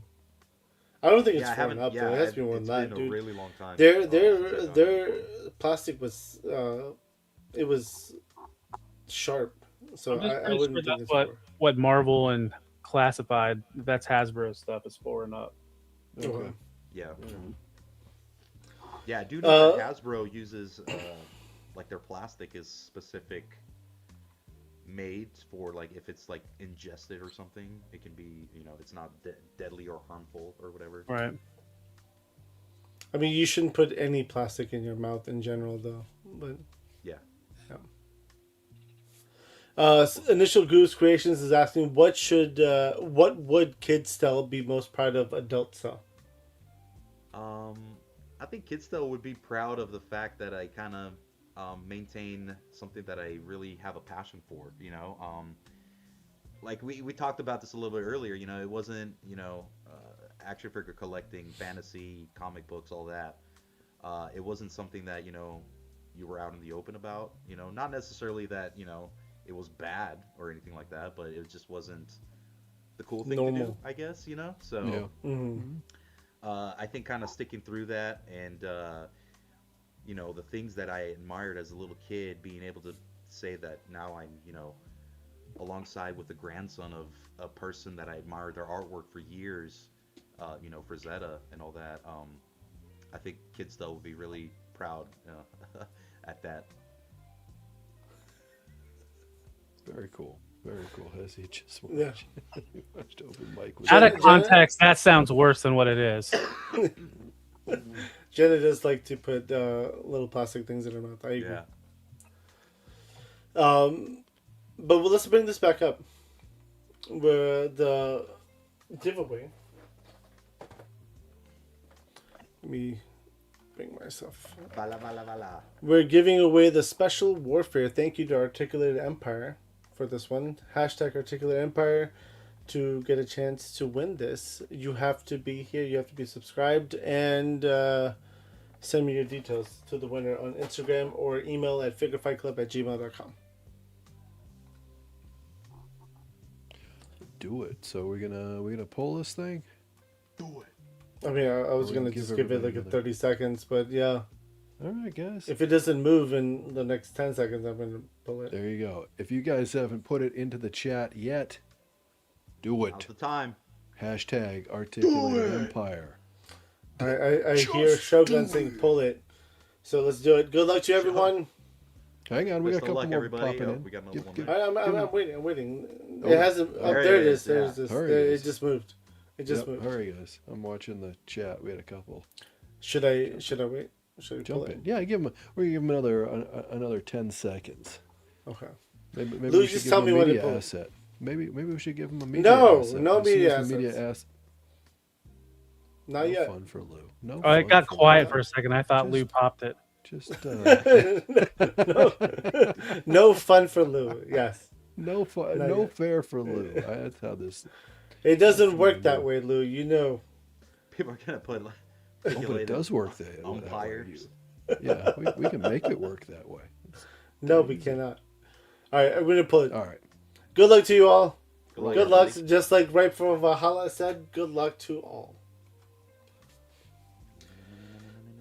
I mean, I should have a button for this. Dun, dun, dun, dun, dun, dun, dun, dun. Cool, Ray. Hooray. Congratulations. Hit me up. You have won before, Yes. but you got to remind me. So definitely hit me up. It's cool right Congrats, here man. still. That's the other He thing. should- You gotta I be think in the he's here. chat. I think so, but let's find out. Come on. I think he's here. Cool Ray, let us know. Are you here? We got a lot of congrats Damn. coming out. A lot of love in the comments there. Mm-hmm. He's here. Absolutely. I feel it. Still watching. Cool Ray, where are you, brother? Did someone just chat, like type it to him, see if he's in the chat? You mean at Oh, him? there it is. There it is. Billy Boy just added him. He's here. There he is. Cool, There Ray. he is. Congrats, dude. Congrats. Right. Hit me up on Instagram. Just refresh that memory, and I'll get it out to you. We remove that. Congrats. So, Stel, what is next for you? Where can we find you? So you guys can find me on YouTube or the social media channels. So Savage Crucible on Facebook, Instagram, YouTube again, Savage Crucible. Definitely join any of those to keep up to date with any news that we have, any updates, reveals that we do. So that is the best way to kind of keep up to date with anything Savage Crucible. We are rolling out Elric right now. I want to say the Death Dealer is on the water and he's on the way to us. So everybody should be getting excited for that as well. That's going to be a nice figure that I think people will have a lot of fun with. We are shooting for another live possibly for next week. We're going to be doing a nice little update on certain things, so we'll be posting about that. And then if anybody is going to be able to make it out to Dallas or Durham for DFW or IshCon, the team will be out there, so definitely come by, say hello, come hang out with us, have a savage good old time, and that's about it. Hell yeah! All right, Lou, how about you? Oh, it's been a long week. I got to travel all over Texas. Got to see a lot of Texas from a car window. Fly to Dallas on Monday. Then I drove from Dallas to San Antonio on Tuesday. Then drove from San Antonio. You drove? Drove 6 hours. Why did they make you drive though? Why didn't you just fly? Hey, I don't make the rules. Right? Yeah, I don't make the rules. He's like, I'm just there for the ride.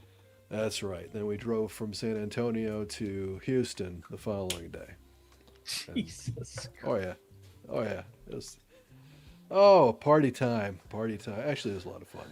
That's why you weren't responding in the chat. Yeah, I was in the car. I was probably asleep most of the time.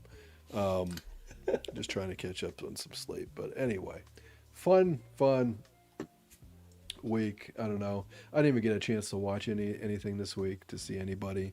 So next week we've got, the usual thing. You can find me first off on Lucidabase3 on Instagram.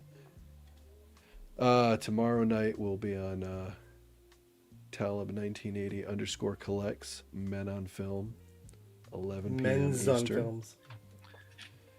And then Sunday night I'll be on Sunday Night Slam with the crew. Ooh. We'll be doing a little tourney that Abby will explain further. And next week, what are we doing? I don't know. You know what? Next week, the usual stuff as we're back to normal with lives. So you'll see on the open mic Thursday, Taking the Shot with Raven Eye Studios 21. Yep. We'll be live. I was gonna say I have a video for Thursday. We have a video for Thursday. Thank you very much. Get the lighting just right. Pick your character.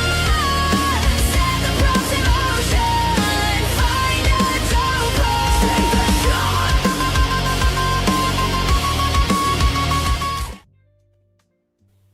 It's very He's an amazing guy, dude. Yeah, I can't wait. I want to definitely tune in and watch that. So that song has a little bit of Avril Lavigne mixed with the lead singer of Paramore. Yeah, I was gonna say that was feel to it. I was going for a Spirit Box feel, but okay, fine. Yeah, Avril Lavigne it is. I can see that too. Yeah, that's okay. I like Avril Lavigne. I don't. Oh, and Lou, thank you so much for showcasing one of my photos yesterday too. Oh yeah, shot too, man. I appreciate that. Thank you. You are very welcome. I'm glad to be able to do it for sure. Want to do more of that. The whole idea is to get everybody's photos out and be able to show them off to everybody. It's because he collects dolls, and we'll talk about that. I'll put we'll discuss that. He'll for show sure. off his doll collection. Yes, let's do that. That sounds like fun to me. Anyway, I missed everybody this week. It was great to be back, and Stel, thank you so much for hanging with us. Of course. One of these days, I need to get you on my show. We can talk photography for a few hours. Hell yeah, I love that. Yes. So we will work on that as well then, if you're able to. That's it. That's all I got from me. Why don't you take it away there, Talib? Well, you can find me, the whore of the internets, at Talib1980_collects, where I'm on TikTok, Instagram, X, Facebook. I am posting And like only news- figs. Don't forget. well, soon. Mhm. I am posting like toy news photos every day. It's either When he action. says every day, it's like 12 to 15 times a day. Just throw Yeah. it out there. It's a lot. A lot of third party Transformer stuff, action figure stuff, official Transformer stuff. So a little bit of everything. And then Monday on Figure Fight Club, 10:15 p.m., we do a show called Decepticast. It's a Transformers focused show where we do news, topics, and we are reading the Energon universe as well. So we're reviewing that. It's like a little mini book club. Yeah, Action Joe Figs. I've enabled him a few times with some of my stuff. Let's see. Next up on Tuesday, I'm on Figure Fight Club as well with Open Mic Night. Oh, and early in the morning, I have a live pre-record of all the news images that drop. We do a slideshow live pre-record, so that drops at 1 a.m. on my channel. And then Wednesday night, I am part of 3POA's Midweek Madness, where I hop in the middle of the show and do the mid-show Transformers report. Then Thursday, I'm back to my channel. We're doing blocky builds, and I got one blocky left. So what are we going to do after that blocky? I don't know, but we're going to still go live on Thursday nights at 10:30. Friday, Plastic Journey, 9 p.m. And then, as Lou mentioned, Saturday night, back to my channel at 11 p.m. for Men on Film. Where this week's episode, our topic is movie villains, worst movie villains, and we got Laser Pants as the guest, so it's kind of fitting, I guess, right? He has a reputation, so Are I've you heard. calling him a villain? Is what I'm hearing right now. I don't call him that, but there might be other people out there in the world that does. But yeah, that starts at 11 p.m. and two of these fine gentlemen that are on here, Lou and Avi, are part of the panel. So check out. We got a little surprise too, so tune in tomorrow night. Hell yeah. I guess, again, as these guys said, Monday we have Decepticast, Tuesday's Open Mic, Thursday's Taking the Shot, Friday's Plastic Journey, and then next Friday our guest is going to be... We're collecting action figures in a world that don't make sense. We all share the addiction, we are not so innocent. From the vinyls to the shelves, we all share the same quest to collect them all, not go broke and do our very best. Welcome to the Plastic Journey Podcast. Khalil, Caster's Corner, will be joining us as our next VIP for Plastic Journey. And again, it's Saturday. We are going to be on Men on Films. Sunday is our wrestling show. There is very rare opportunity to talk about toys during that show, but we will eventually talk about it. But this Sunday, this Sunday we will be covering the greatest male wrestler of all time. We have some guests like Lucifer over here joining us, Stu for Lunch and Pac Photos. Of course, Shogun and I will be the hosts. And the chat, we're stealing Talib's idea here, completely stealing Talib's idea, giving him credit for it though, even though he stole it too. But it's out there. It's a website. But we're giving you credit for, at least I'm the first one to see it on YouTube from you. So giving you credit completely for this. We're doing tournament style brackets where we will have the chat has a vote as well on the greatest wrestler of all time. Everyone had a chance who are on the screen will had a chance to pick 6 wrestlers, and we'll vote, see who wins, and everyone can argue and have a good time. That's a lot of fucking shows though. Try it. Right. Try it. Yeah. Talib looks like he's 7 foot tall though, bro. I don't know if I should try it. Yeah. But again, Stel, this was a lot of fun. Likewise, Definitely a lot of fun, and we gotta get you back on, whether it's on Taking the Shot or here on Plastic Journey. 50 other million shows you got going on. Gee, no. It's only 5. There's only 5. We do. That's it. There's 5 shows. again, to the members, stay tuned for the after show. We're doing another giveaway. This time we're actually going to give away a Savage figure. Oh no, there's no giveaway tonight on the after show. Yes, there is, Lou. Lou doesn't get to enter this one at Watch all. them win. He Lou, probably just would throw, win too. Just throw up the video when the winner's about to pop up. Yeah, just delete us. End the stream. Everybody, Just end the stream. What were we doing? Like, But again, still, thank you very much, and we're looking forward to seeing what's exciting things from Savage Crucible in the future, for sure. yes, guys. Yes. Thank you so much for having me on. It was a blast hanging out with you guys, and yeah, definitely stay tuned for more Savage news, guys. Oh, I'm sure there'll be a lot of Savage news. Mm-hmm. Looking forward. And to it. to the members, give us about 15-20 minutes. We'll come back live, and again, we'll throw the link out there, so it'll be an open mic style for members only. We'll have some fun with it. Have a good night if we don't see you again, and peace out. Good night, everybody. Good night. Peace. You didn't hit the button, Talib. You always say I didn't have it prepped. Hold on. Cut him off. Acknowledge me!